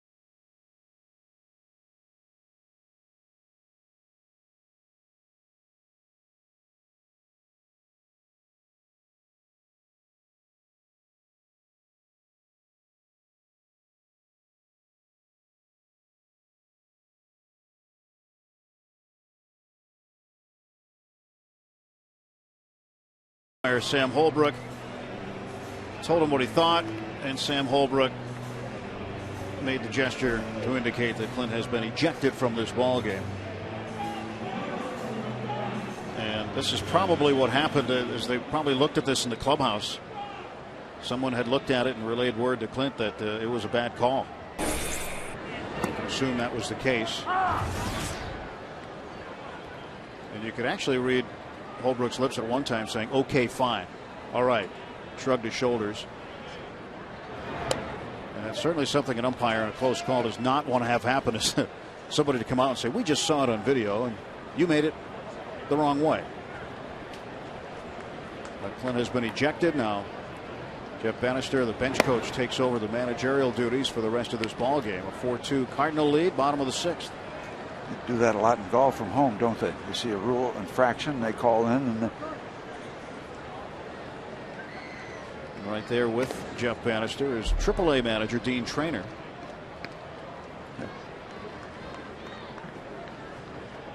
Do umpires review plays after a game to see if they got the call right? Steve, Jeremy wants to know. He texted in that question. I have no idea. I really don't. They get ranked and they get reviewed and graded, I guess, but I don't know what I don't know if they sit down and watch ball games. I don't. You'd think they'd want to know. You know, you'd think they'd get the cut-ups from one of the video guys to look at certain calls. If they've got to be curious, wouldn't you be curious? Just human nature. Yeah, I would assume that they do. I just don't have any firsthand knowledge of it. I remember that day, July 26th, early in the morning hours, July 27th in Atlanta. That was one of the things that occurred where the crew, including Jerry Meals, had gone back, looked at the video immediately, and had realized that he had made the wrong call. So he had looked at it right after the game, along with the rest of his umpiring crew. I'm sure Sam's going to see the video one way or another. Well, I would assume on big time plays. You know, like the Galarraga no-hitter, like the 19-inning game. I don't know if they review this kind of thing or not. If I'm an umpire, hey, I got it right. Yeah. Done. And if you're curious how to score that, it's a fly out to the right fielder for the first out by Derek Lee. Jones takes a strike. And then the put out on the appeal goes 1-5. Pitcher to the third baseman. So it's still a double play? Still a double play. So does it go 9-1-5? It goes 9 and 1-5. Not 9-1-5. There's a hesitation. There's a hyphen in there. I think yes. Okay. Pujols can't handle it. Jones hustling for the bag, and he is safe. Ball hits the bag and bounces away. And Domit down to third base. Runners at the corners and nobody out. Albert. What's happening at first base?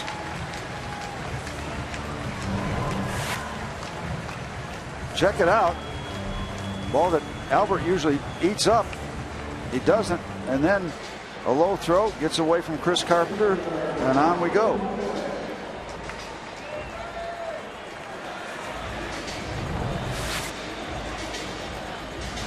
All of a sudden, Pujols is getting charged with 2 errors on that play. He has 3 errors himself tonight.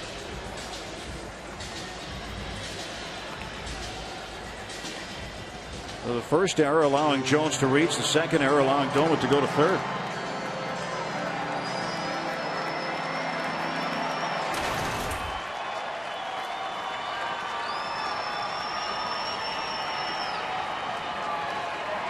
big time opportunity for the Pirates. Tying run on with Ryan Ludwig at the plate. He is 1 for 2. He had a single in the second inning, grounded to short in the fourth.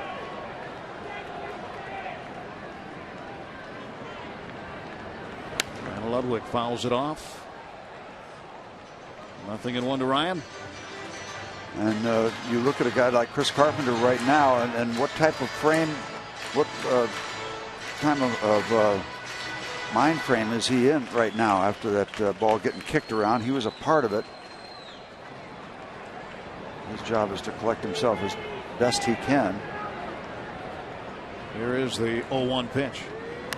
Foul back. Well, I'll tell you one thing. He's hot right now because he just amped it up to 94 miles an hour. And he doesn't do that much power pitching. But he can reach back when he needs to. And of course, the situation calls for a strikeout attempt here, so you got a little extra on that fastball. Domet is at third base, and Garrett Jones getting his lead from first. Nobody out. The 0-2 coming to Ryan Ludwig from Chris Carpenter. All back. Give you a real quick story on Ludwig, kind of guy he is. The entire team had a school visit today. Faison Primary School. Getting on the bus. We've been there for 90 minutes. Getting on the bus, he said, "Okay, where's the next school? We got another one?" He was ready to go for round 2. There you go. Really good guy. Popular in the clubhouse in St. Louis, same in San Diego. Swings and strikes out there. Well, 1 out. And Josh Harrison will come to the plate. Just reach out and touch that moon. There's that slider. Way off the plate. Way off the plate. And a big out for Carpenter.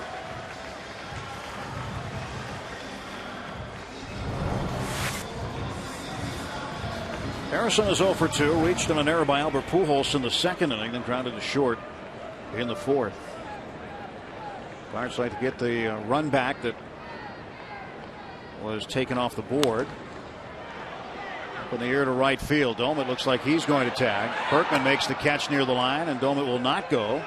But getting hung up between first and second base is Garrett Jones, and a double play, and the Pirates run themselves out of the inning. Wow. Bad decision there. And it cost the Bucks. 4-2 Cardinals after 6.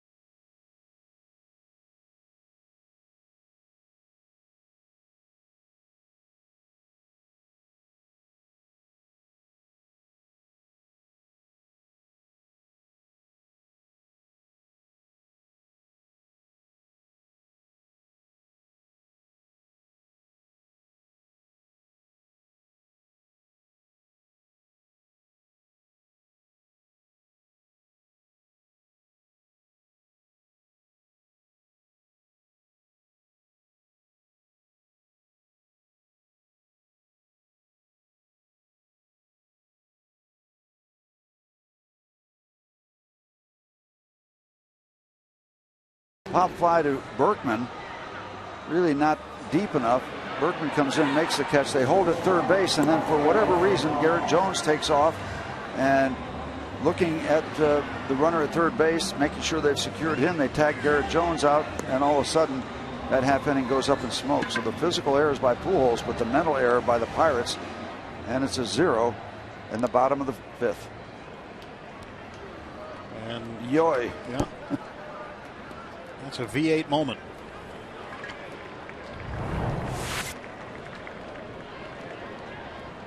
Well, 2 innings in a row. A double play ends it, starting with a fly ball to right field. You talk about cutting your own legs off. Jared Hughes is now into pitch, his 4th major league appearance. Hasn't given up a run yet. Yeah, first 3 have been very, very clean. This big man. For a call, bouncer to second. keep it going. 1 out. Hughes pitches with a lot of energy. Has that intense look out there. Gotta like it. He's having a blast right now pitching in the major league. The first 3 appearances just covering 3 innings. But a hit, no free passes. You love that for anybody, especially a youngster. All the bright lights and the big stadiums. He looks like he is full of concentration out there. And if he's full of concentration, that's a lot of concentration because he's big. He's 6'7". 1-0 pitch to Jay. Fouled off, 1-1. Saw him earlier today. I said, "This is fun, isn't it?" You know it. Yeah. Easy game. It's what you know, obviously it's what you strive for your whole life as a ball player. And now he's getting to pitch at that level. First time in his life. And really has embraced his role early on. 1-2 to John Jay. Well, that's what you try to do. You get called up in September. You want to do whatever you can do to make them remember your name. It's different for a player. You know, the manager, the coaches, the organization, they're trying to evaluate people. It is a degree of audition. But if you're a player, hey, I don't care why they brought me up, for whatever reason, what the circumstances were. I'm here. I got a chance to impress. And that's the only way you can look at it. Don't make it any more complicated than that. Oh, foul ball by John Jay. Be out of a ball game. You can come into a 16-1 game, but you have an opportunity to make them remember you. Hughes might not have been first on the minds of the Pirate staff as far as the call-ups were concerned, but the AAA staff in Indianapolis really pushed hard for him. And so the Pirates agreed, and here he is. He's had 3 scoreless outings so far. He's through his first third of an inning of work here tonight. Payoff pitch, and Jay strikes out. Take a look at the road ahead, sponsored by Nissan. Our upcoming telecast on Root Sports tomorrow, noon start. Pirates pregame, quick turnaround, and then out west. Stay up late with us. 9:30 starts Thursday, Friday, Saturday, Sunday 3:30. Pirates will take on the Dodgers at Dodger Stadium. All games right here on Root Sports. Edwin Jackson and Charlie Morton. Pitching matchup for tomorrow's matinee game.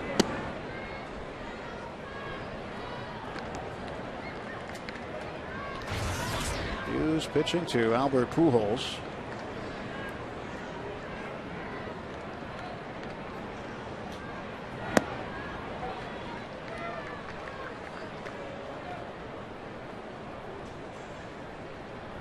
That's the game bat. Chase Darno, number 12, keeps it nearby. You got your BP bats. You got the bats you give out as souvenirs, and then you got your gamer.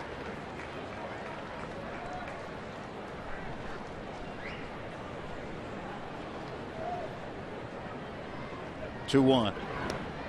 We'll go to the backstop. 3-1 now to Albert. They have a lot of gamers the way they crack and split. Well, Mr. Hughes has never faced a man like Mr. Pujols. Well, this is an interesting challenge for him. Interesting experience. 3-1 is bounced foul. Well, he may be wondering who is this 6'7" guy out on the mound, but certainly Hughes knows all about Mr. Pujols. Yeah. A one-way awareness. Maybe Hughes can make an impression here. 3-2 pitch on the way. And a ball hit over the mound, and Siriaco with a nice pick. And he's got it. And a nice, clean 1-2-3 inning in the top of the 7th for Jared Hughes. Pirates trailing by a pair of runs, and we have reached the 7th inning stretch. It's time for the 7th inning stretch.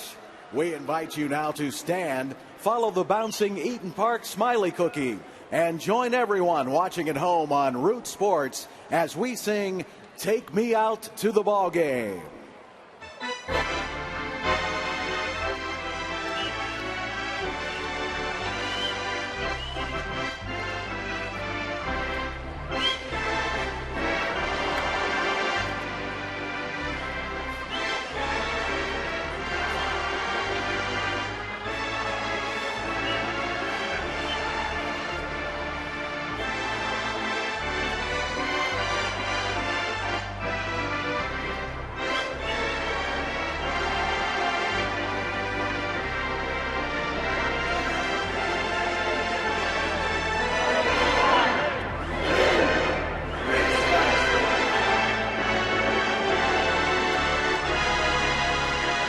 Pirates looking for some runs against Chris Carpenter in the bottom of the 7th.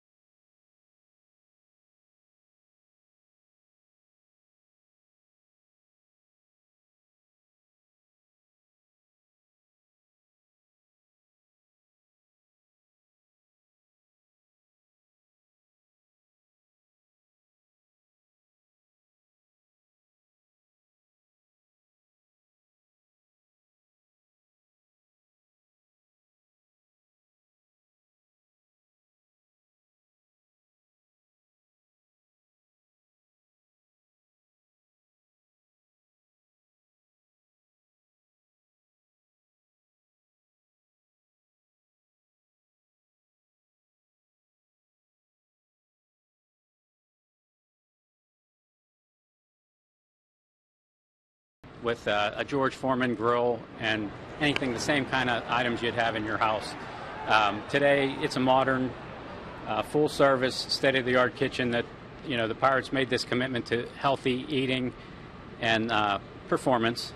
Now, what time do you get here on game day to start prepping food, and how late will you have to stay after a game to make sure the players don't leave hungry? It's basically like an 10 o'clock average and get out anywhere from 11:30, 12, 1 on that average game. Now, do you have a theme? Certain weeks you'll have maybe prime rib. How does that work? Sure. Like we'll go through a rotation. It's a little different like than the visiting clubhouse. These guys they're 3 in and out. These guys are here for a 9-game homestand, so it has to be 3 meals basically, 3 times a day, right. Different meals. So it is a little bit of a juggling act, and you do have different nationalities and different nutritional requirements and different things like that. So it is a little bit of a, juggling act. And it's not just here. You got to also make sure that they eat well at home, so they actually place a to-go order, if you will. Leslie wants some of the, different players need different nutritional needs. Andrew McCutchen, for example, he would be someone that you want to keep his weight up through the long grind of a season. Some guys need to lose weight, some guys need to maintain. So she'll give me little bits and pieces of information. As far as Andrew McCutchen, we even do a to-go bucko bag, which when he gets up the next day, he can have like a breakfast sandwich or something in there that, he starts off with a breakfast, and then when he gets into the ballpark, eat and keep his weight up. All right, Tony, thanks for the tour, and I'll make sure that if I ever get hungry, I know where to come now, okay? Sure. Thank you. Maybe I'll get an open tab. Guys, back to you. I'm wondering if Danny snuck out one of those bucko bags. Yeah, something to go. Smuggled one. Not a bad idea. Well, Alex Presley pinch hitting in the 9 spot for the pitcher Hughes. And a good outing for Jared. Presley with a 2-ball, 2-strike count. Nobody out. Bottom of the 7th inning. 4-2 Cardinals.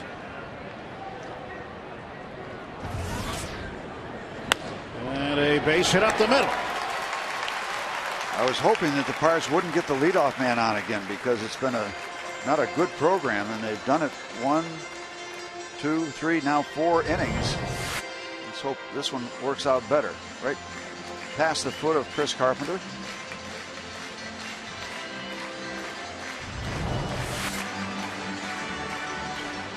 No activity in the Cardinal bullpen.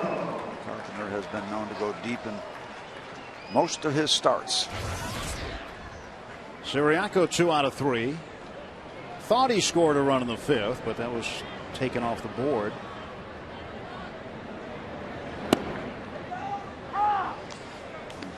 Jared Hughes, he'll remember his major league debut, but he'll remember pitching against Albert Pujols. Probably that's going to be close to the top of the list too, and retiring Albert. Got him to bounce out to short. Pitch number 100 coming up for Chris Carpenter. The 0-1 to Siriaco with Presley aboard.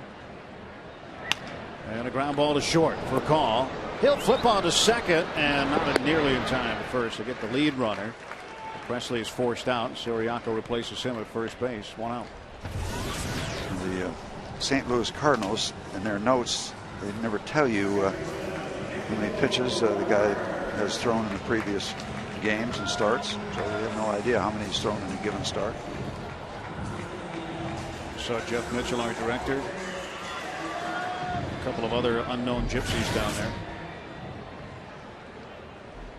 And there's Dave, our audio man. All access tonight, right, Dave? That's it. Dave was first in line into the press room to eat tonight. Nobody dared cut Dave. Don't cross Dave. Just don't do it. Just don't do it. And Terry's been roaming around, and Dan Potash is down there keeping Terry company, apparently. You can't upset Terry. Terry always has a smile on his face. One out, Siriaco at first base for Neil Walker. He's 1 for 3. Breaking ball for strike 2.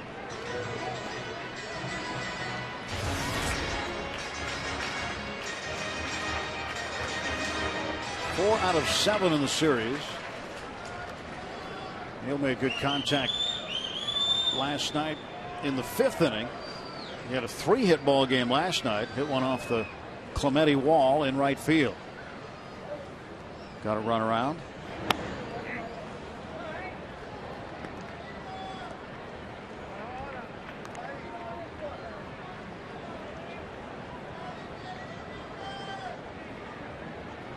Yeah, we're looking at you. Keith's trying to pretend we're not looking at him, but he knows. Keep an eye out for you.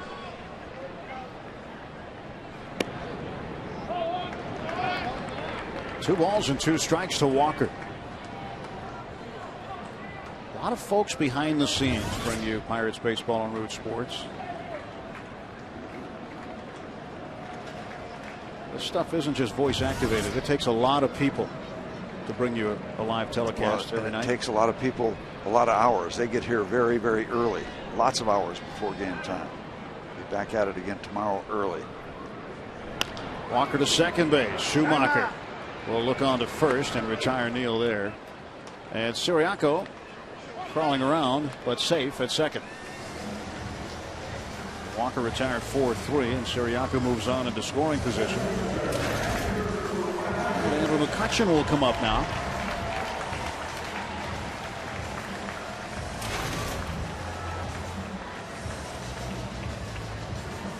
Pretty night here at PNC Park.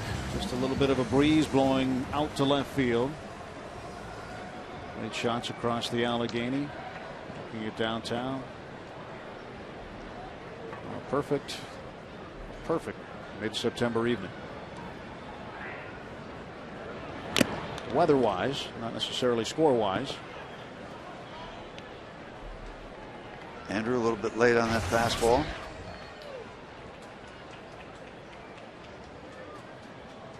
You know, Steve, Pirates with only 4 more home games after tonight. Right, tomorrow afternoon, and then that trio of games to finish out the home season against the Reds. 23, 24, 25 of September. Friday, Saturday, Sunday. McCutchen drills it deep right center field, and this game is tied up. A 2-run bomb by Andrew McCutchen, his 23rd home run. It's a 4-4 game. No possibility for mistakes on that one. He hits it to that neighborhood that you were talking about before, between the Trip Total Media sign and the ketchup bottle, up into that section of seats. He did it the other night, a 3-run bomb, 2-bagger, and all of a sudden we're at 4-4. RBIs 87 and 88 for Andrew McCutchen. A couple of home runs given up by Chris Carpenter tonight to that neighborhood. Derek Lee had the last one.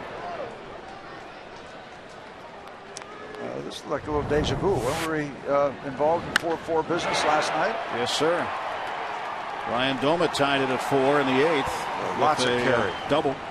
That ball almost cleared everything and not down the right field line. That was right center field. He almost got it into the river.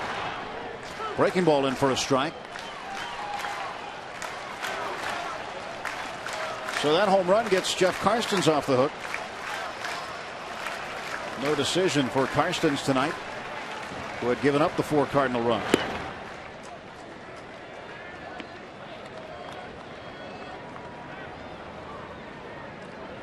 Pirates have out-hit the Cardinals 10-8.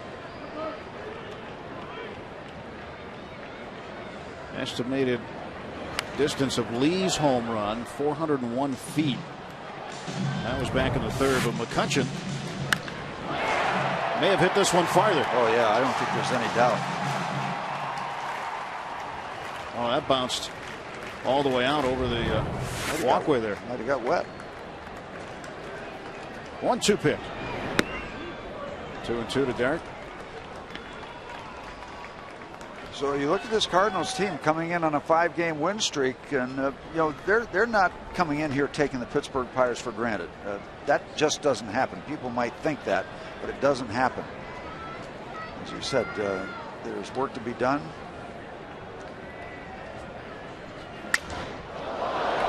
Little looper on the infield, and Pujols will throw out Derek Lee. But Andrew McCutchen going deep for a pair. And after 7, it's a brand new ball game, all even at 4.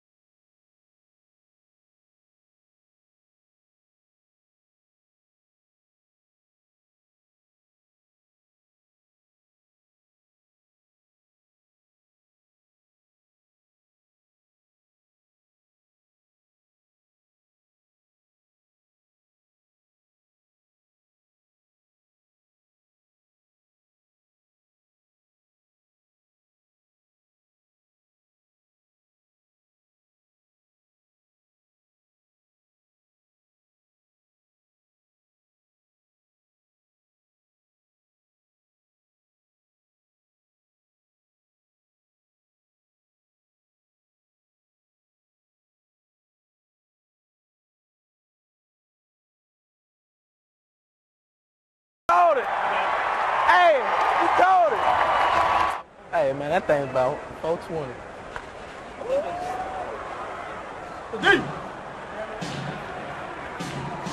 Is that farther than 401?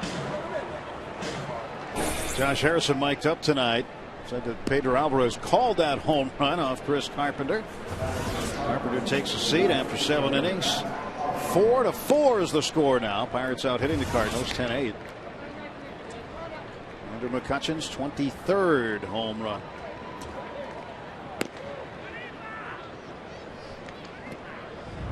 Chris Carpenter not happy at all about the business that went on in the bottom of the 7th inning. Recorded the last out of the inning over at first base. And he's going to go down and have a little session. He's going to go down to the conference room and have a meeting with himself. Is that what you're saying? Yep. Meeting's adjourned. Jose Veras on now in a 4-4 ball game. They'll face Matt Holliday to start things out in the 8th.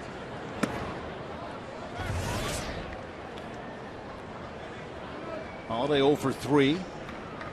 0 for 7 in the series. Hit into a double play last night. He's grounded out twice tonight. Struck out.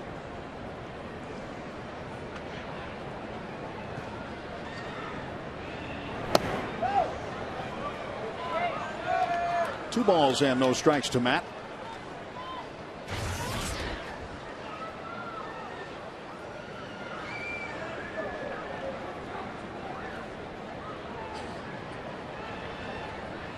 Here's a 2-0 from Veras. Foul back. Karstens, Moscas, Hughes with Relievers coming out of the bullpen doing a good job to keep it where it is. And again, I'll go back to the last 2 outs in the second and the last 2 outs in the fifth. It prevented the Cardinals from really breaking things open earlier in this ball game. 2-1's fouled down the right side. That evens the count at 2-2. Parsons did a good job after they scored the 3 spot in the top of the second, and then Daniel Moscas really cleaned up the top of the fifth after they scored another run and looked like they were in business to do a lot more damage. So we are at 4-4.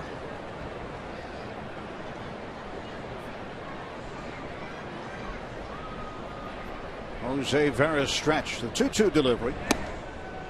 Up and in. And the count full to the Cardinals left fielder.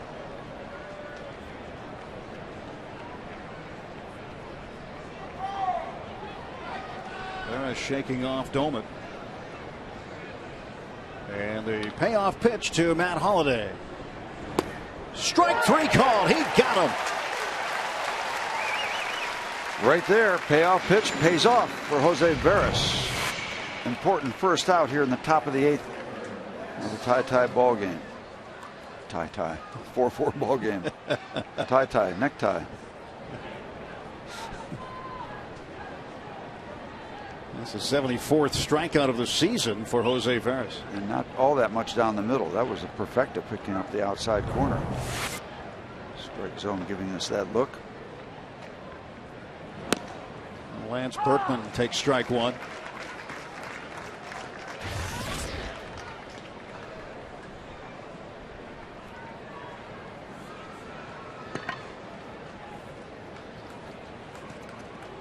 Berkman and Veras have met before.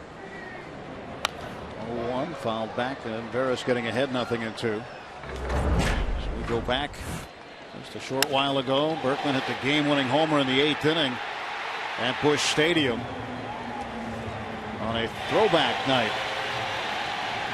1985. Typical left-hand home run, goes down, picks it up off the ground, delivers it over the fence. Veras trying to get even here. 0-2 pitch. Popped him up. Here comes Garrett Jones. Had to come in a long way to make the catch. And Berkman is retired. Our social media moderator, Lacey Collins, checks in now. Tim, when the Pirates signed Jason Grilli, they may not have realized they were also getting not just an arm for the bullpen, but a social media savvy player.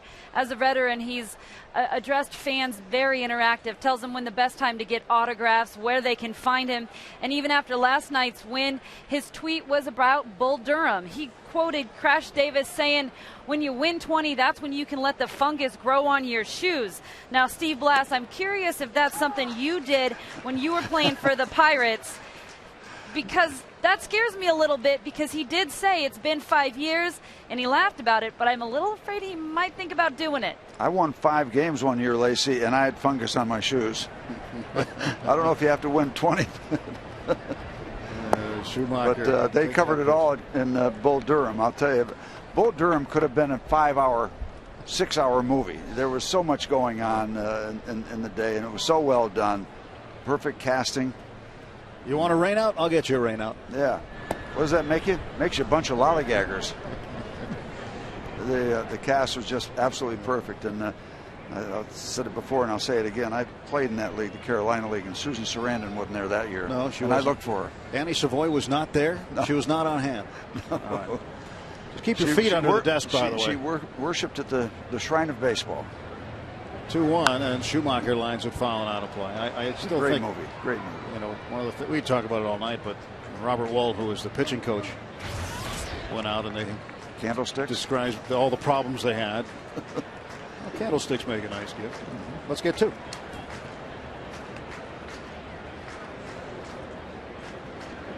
Two and 2, the count to Schumacher. 2 out, nobody on.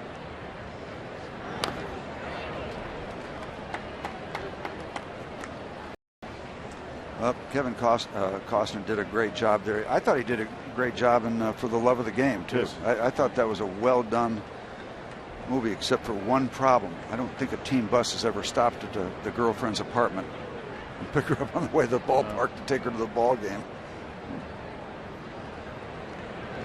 And a swing and a miss, and Veras a nice inning. 1-2-3 to the Cardinals, and 2 punch-outs for Jose Veras.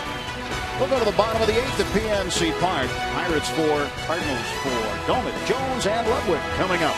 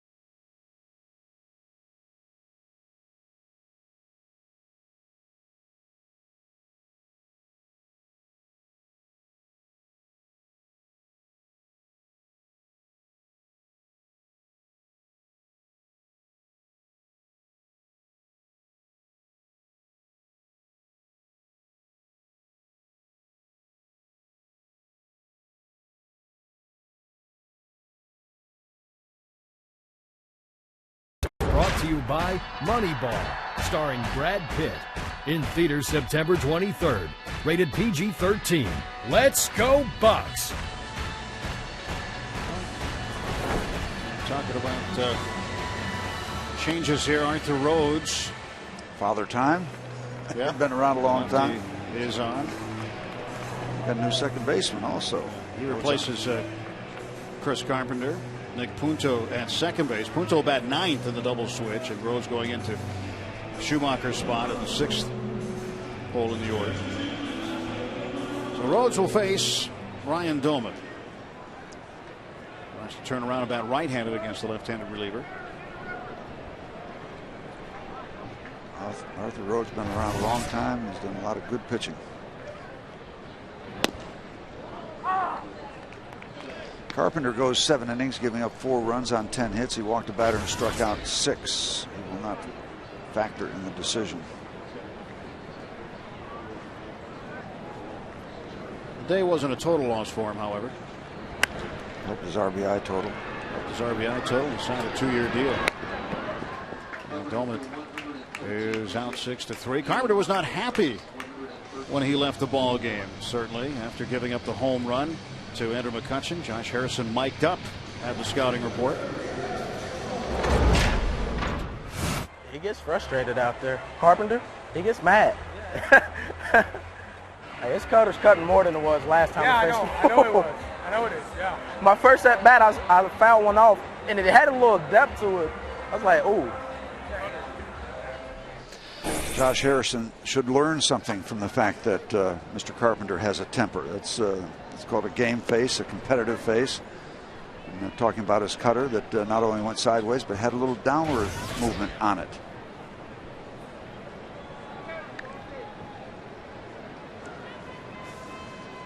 Carpenter was a starter on the 16th of August when he struck out a season-high 10. He is out of the ball game. Rhodes came into that game as well and faced Garrett Jones right at the very end. Oh. Took 11 innings, but it was worth it for a splashdown home run. That's an impressive finish. Jones was particularly pleased because he said that throughout his career, Rhodes had been cutting him up, but he finally got to the veteran lefty. Bounces this one to the right side. Punto will throw him out. 2 gone for the Bucks in the 8th.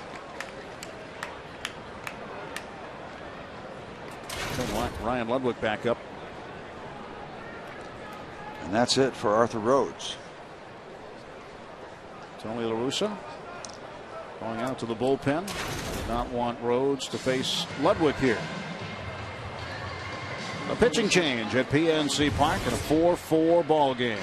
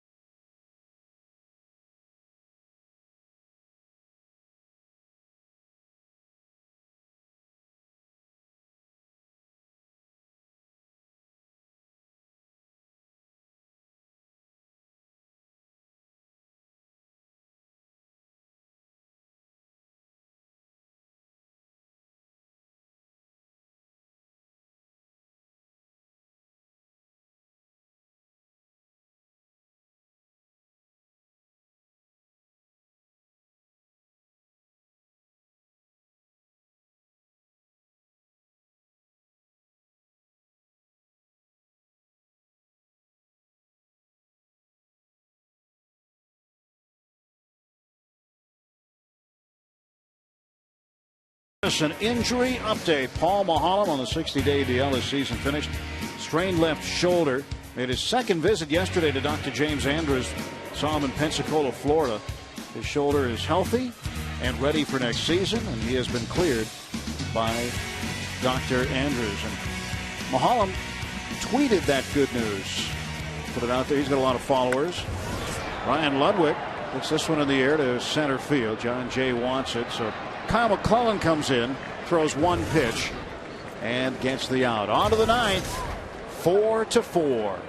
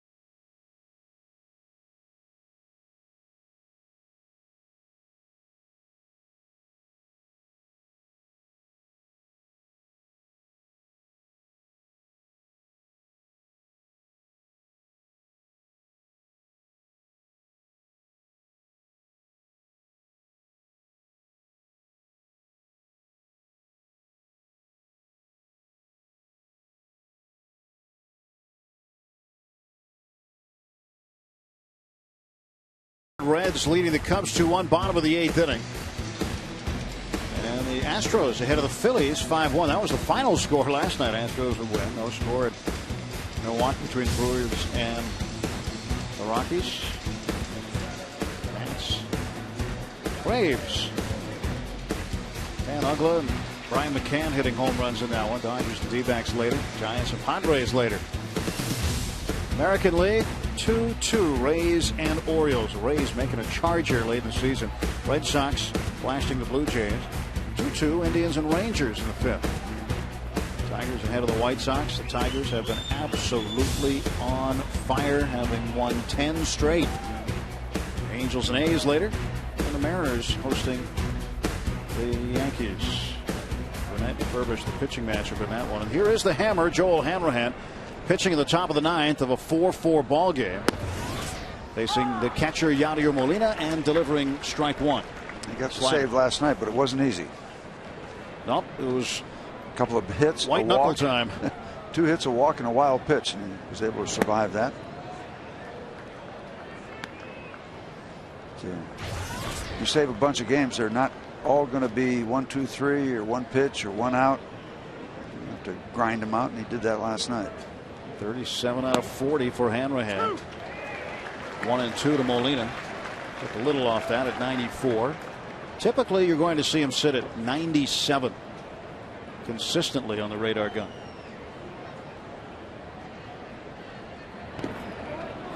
Two balls and 2 strikes. Now, Hanrahan, you look at the beard and you say, oh, it's kind of growing out.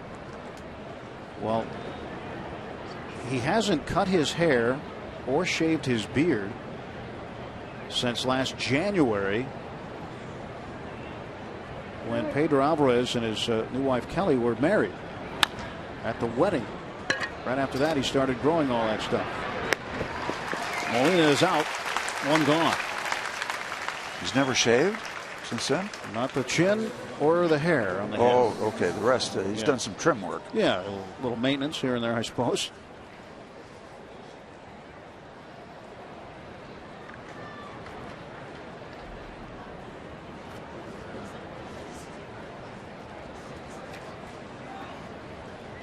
Pedro not in the lineup tonight. Descalso takes outside for a ball. And one thing defensively, Pedro Siriaco's been busy. And he has held his own defensively for certain tonight. One play he could have made, and it would have been an above average play in the ball that Albert hit. But other than that, he's been busy and good.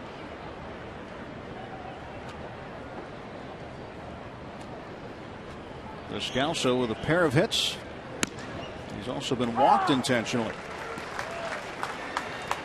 2 balls and a strike to the Cardinal third baseman.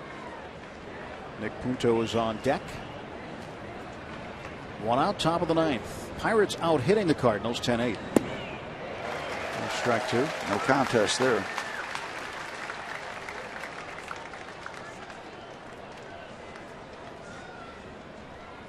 Hanrahan, given the closer's job full time during spring training, was competing with Evan Meek for it. And that was definitely the right thing to do, to let him go into the season, let him go into spring training, the bulk of it, knowing what his role was going to be to help him prepare. And what a first half of the season he had, earning All-Star accolades. Didn't blow a save until after the All-Star break. In fact, his first save opportunity after the All-Star break was in Houston, and that was his first blown save of the year. But still, to convert 37 out of 40 is terrific. Something special. You're not going to do a Brad Lidge very often. Was it 48 out of 48 2 years ago? Lights out. So the 3-2 on the way. And Descalso lines it to right. And a 1-out single.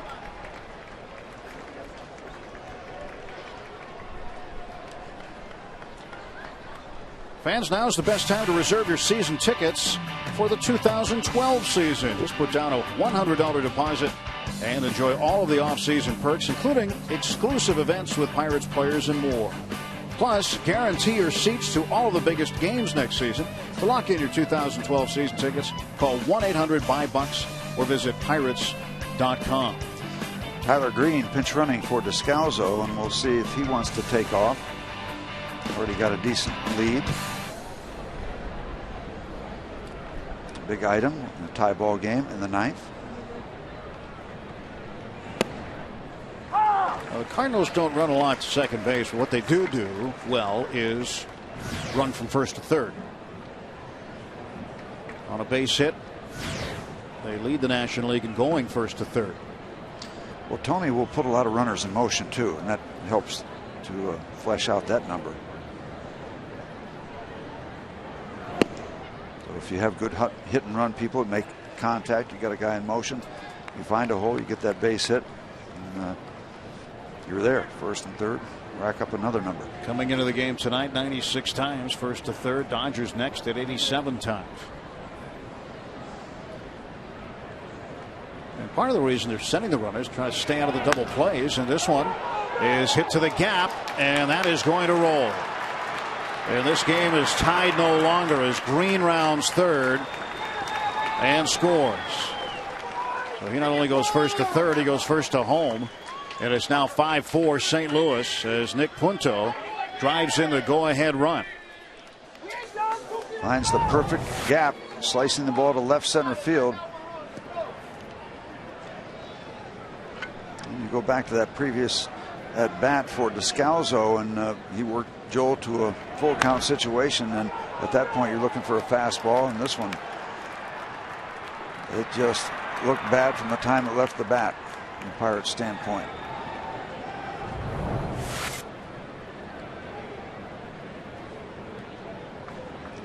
Rafael Furcal back to the top of the order, and you know the game might have played out differently, but you go back to the fifth and that run that was taken off the board on the call that was missed on the appeal by third base umpire Sam Holbrook.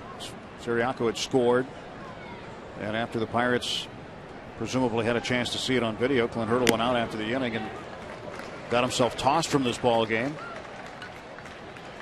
And perhaps rightly so. In all honesty, he had to let the third base umpire know that he made a mistake. Yeah, and it cost the Pirates a key run in this game. And you had an idea it was going to either happen immediately or after he saw the video, because it's that kind of play that will set a manager off most of the time. And if you joined us late, here's the play we're talking about. It was in the fifth inning. Derek Lee flies to right field. Siriaco tags from third. Now watch. The glove and the foot is on the bag. The catch is made and the foot's on the bag right there. The appeal was made. Carpenter throwing over to Descalzo, and Sam Holbrook bought it and called him out. That cost the Bucks a run and cost Derek Lee an RBI.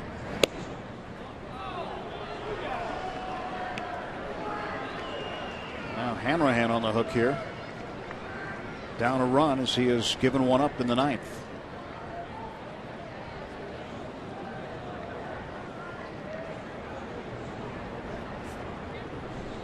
After the next half inning had played out, that is when Clint Hurdle went out from the third base dugout to Sam Holbrook. And it took about a nanosecond before Holbrook threw him out.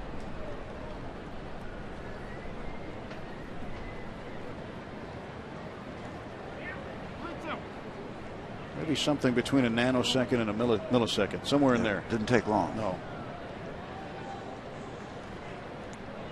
I think he knew he was going to throw him out when he saw him come out of the dugout. Ground ball is short, and Siriaco can't make the play, and everybody's safe.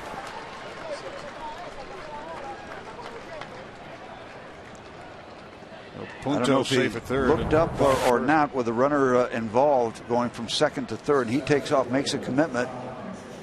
No, he wasn't looking at the runner. He just see what more we can see.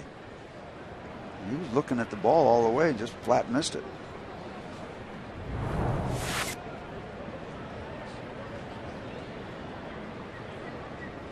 Pedro Siriaco charged with an error.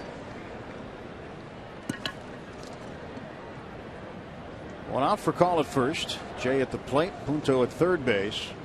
Pirates trying to keep Punto right where he is and keep it a one-run game. There's a swing.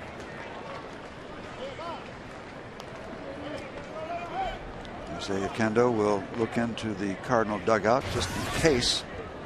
Thinking about doing something with the guy who handles the bat pretty well at home plate and a runner on third. Jay had an RBI double in the fifth inning. Takes inside for ball one. 1 ball, 1 strike.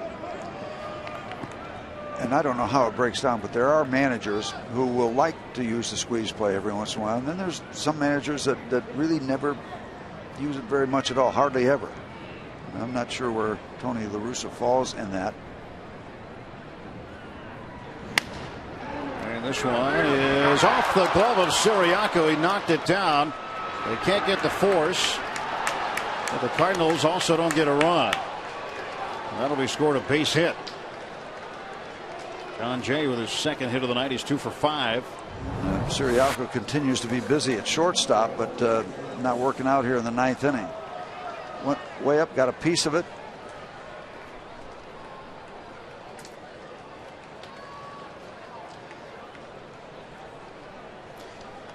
And now the bases are loaded for Albert Pujols. Heat goes on.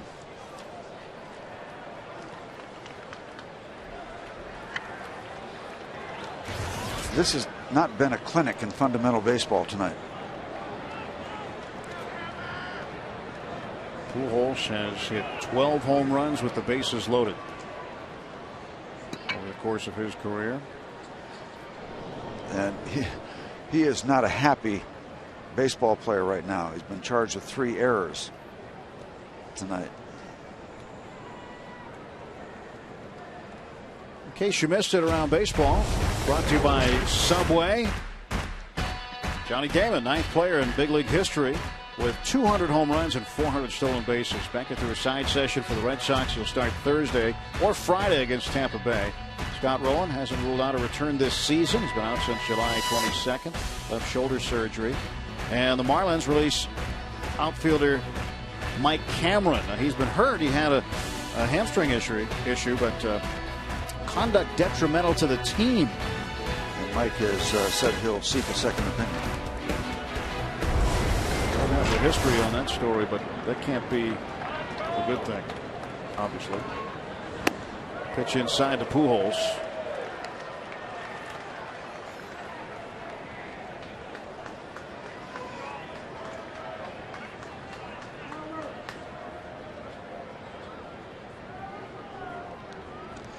Dangerous business right here.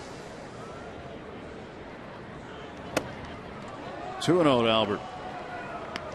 And if he's crowding him by intent, that's a very good start to the at bat. However, you have the bases loaded. Now you're behind 2-0. And I don't know how much more you can do to try to crowd him without taking the chance on missing again. But the Pirates have needed to crowd more batters. Up in the air to right field. Punto tagging at third. And he will try to score as the throw comes back on the infield. Will the Pirates appeal? Why not?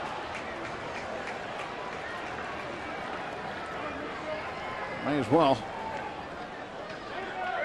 2-run lead now for St. Louis.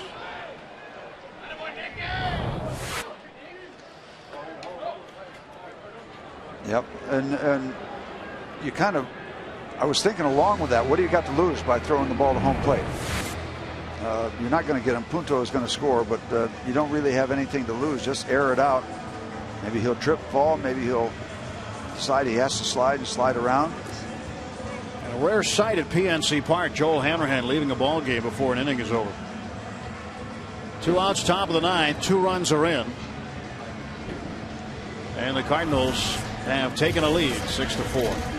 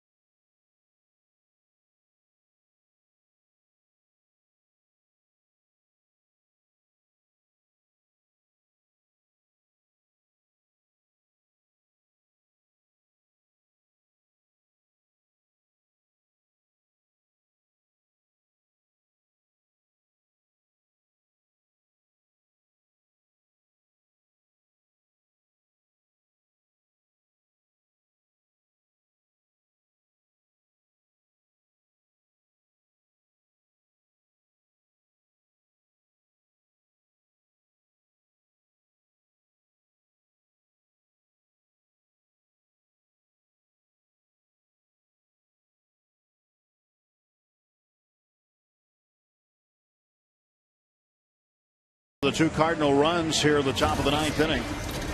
We have a couple pitchers tonight who left the game not happy. Chris Carpenter and Joe Hanrahan. Josh Harrison has been mic'd up for us tonight. I almost want to appeal that just to appeal. You know what I mean? See if he'll give us a makeup call. It was close. Where, second or third? Third. Like before. Can you still do it? I don't know. Before he took off though, I was watching him before he took off. He bent down. And a lot of times they say umpires, if they see your first movement down, even if you're still on the bag, they think you went. But well, Jay with plenty to say, and we appreciate that tonight. Mic'd up. He thought it was close, and I think he was thinking along the same lines we were. Appeal it just to appeal it. Here's Corey Patterson, the pinch hitter, facing the new pitcher, Chris LaRue. Have to wait just a little longer for the pitch. Patterson came over from the Toronto Blue Jays along with Octavio Dotel and Mark Zubchinski, and Patterson lines one right at Garrett Jones for the 3rd out. So LaRue, 1 pitch, 1 out, but damage done. 2 runs on 3 hits, and the Pirates will bat in the bottom of the 9th.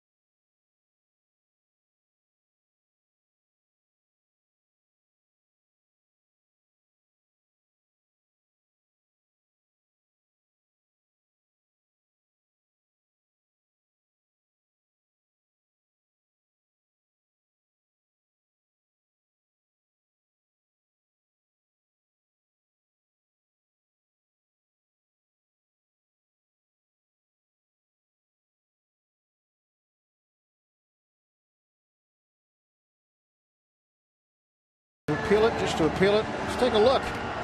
Just out of curiosity. Punto tagging. Jones makes the catch. And then he takes off. See, looks okay. Yeah, he was talking about, bending a little bit. Neil Walker said, well, it's hard not to because you have to position yourself to get ready to take off. Yeah, you want to get out of the box.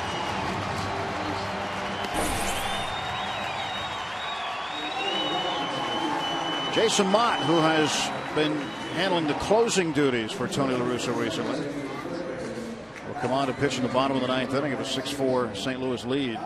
We talked about the similarities to last night. Well, the final last night was 6-4, but it was on the Pirates side. Saw some changes. Ryan Theriot goes in at second base. Nick Punto moves from second base over to third base. And that is the youngster Adrian Chambers, who is a real speedster, and Corey Patterson remains in the game. He'll play right field. Harrison takes a strike. Pitcher right, second, left, and third. Adrian Chambers came in to pinch run in the game last night, and he represented the tying run at third base before Hanrahan locked down the save. Pirates need 2 to extend this ball game, 3 to win it here in the 9th. Mr. Mott comes in with his 97-mile-an-hour fastball. There are a couple runs for the Cardinals in the top of the 9th, 1 earned and 1 unearned. Harrison fouls it off. A ball and 2 strikes. 96 on the gun for the converted catcher, Jason Mott. 2 years ago, Mott was the guy they were looking to be the surprise, emerging out of spring training as the closer. And in his first couple of outings, did all right, and then the roof started to fall in. Enter Salas. And Tony La Russa got him out of there. Ryan Franklin was still the guy at the time. And then Salas this year for a time, but Mott has supplanted him in recent weeks as the closer. He must have been tough to run on as a catcher with that arm. Yeah. Throw a 96-mile-an-hour fastball down to second base. Yeah, you could have the pitcher duck. Harrison looks one into center field, and that ball will drop for a hit. Well, Harrison thought about heading for second base, but the pitcher Mott alertly went to cover the bag as everybody was out attending to the ball in short center field. We hit that one into quadruple coverage.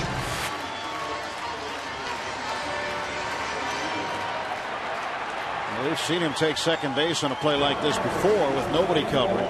No need to risk anything when you're 2 runs down. Maybe 1 run down. I don't think you'd even think about it then. Just too risky.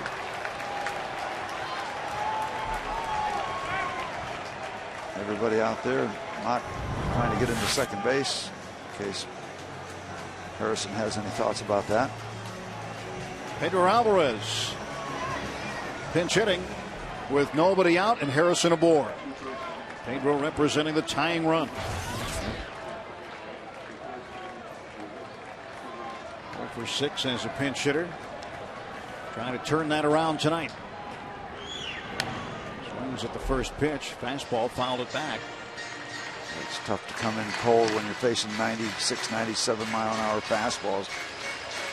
Mott has given up just 1 home run, but this makes all the sense in the world. 1 swing of the bat can get you even again.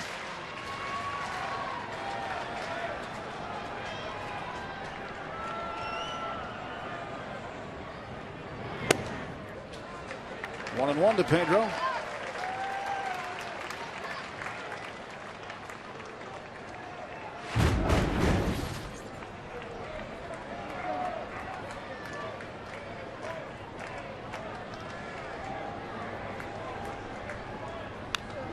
Now 1 and 2. Mott gets ahead on the count against Alvarez.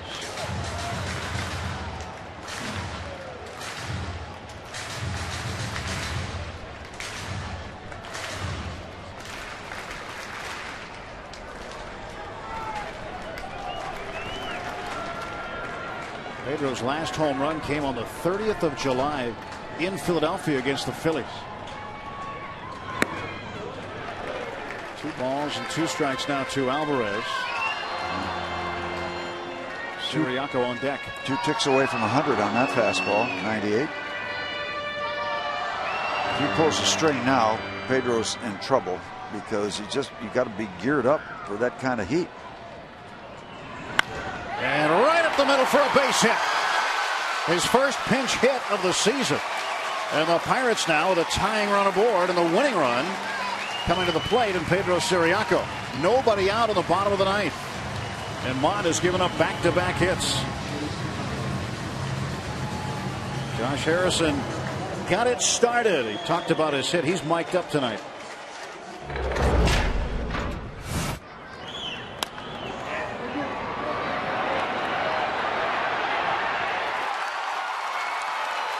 I ain't had no 2-run bomb. Ain't nobody on. Got your land right, you ain't going nowhere. Yeah, you heard him say, I ain't going nowhere. You can't hit a 2-run homer with nobody on, too. That's what he said. So everybody thinking bunt here. Cardinals pinching in. Siriaco at the plate with Walker on deck. 2 on, nobody out. Pujols way in at first base. And on the grass at third, Punto. Ball 1 to Pedro Siriaco.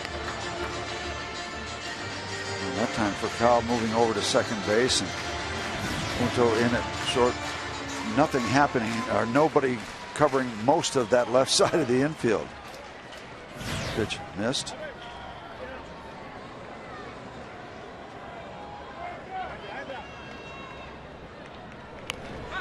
And the bunt. will roll foul. And that's the contour of this infield with the line over close to the grass in fair territory. So if it gets off the grass, chances are it's going to get across that line. That's just the way they cut it. You see the line. You see a lot of dirt on the left side. This ball is going to get off the grass. And then here it goes.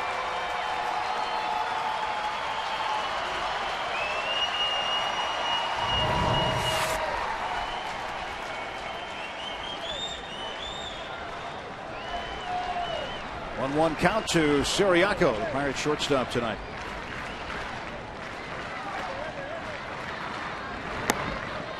Two and one. Now this is absolutely critical that Siriaco forces him to throw him a strike. You get him in a 3-1 count, and you got him in a bad way, and you're one pitch away from loading the bases with nobody out. Mott has shown good control in his work this year. Mott will turn and look at Josh Harrison.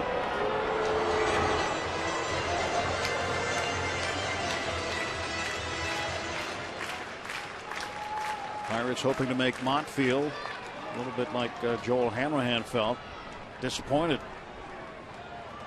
And this one's bunted foul. So Siriaco has not been able to get the bunt down. 2 strikes on him. Jeff Bannister, the acting manager. Clint Hurdle tossed from this game in the 6th. In that particular play, Mott doing the correct thing. You need to be aggressive after you release the ball. If you can let your manager and third baseman know that you're going to be over there to make a play, that lets the third baseman anchor, and there are a lot of times you can cut down that runner at second base, but you've got to really convince everybody you're capable of making that kind of play. Trying to bunt with 2 strikes, gets it down. Molina goes to third. Oh my goodness! Holbrook's done it again at third base. Harrison was safe, and he was called out. And Sam Holbrook, who already took a run off the board for the Pirates in a bad call earlier, erases the lead runner. And Jeff Bannister can't believe it. And I'll tell you what, Holbrook's not going to like to see the video, I don't believe, of this game when it's all over. Unless we see something here we didn't see at the beginning of this play.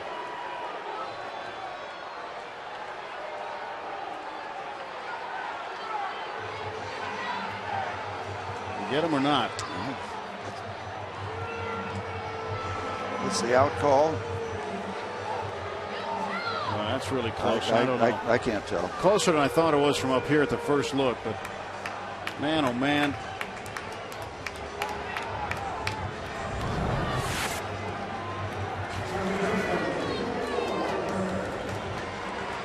Hard to beat 10 guys a night.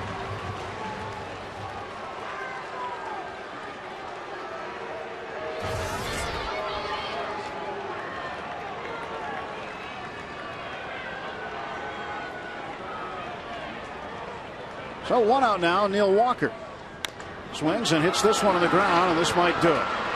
Double play ends the game, and the Cardinals win this one by a 6-4 score.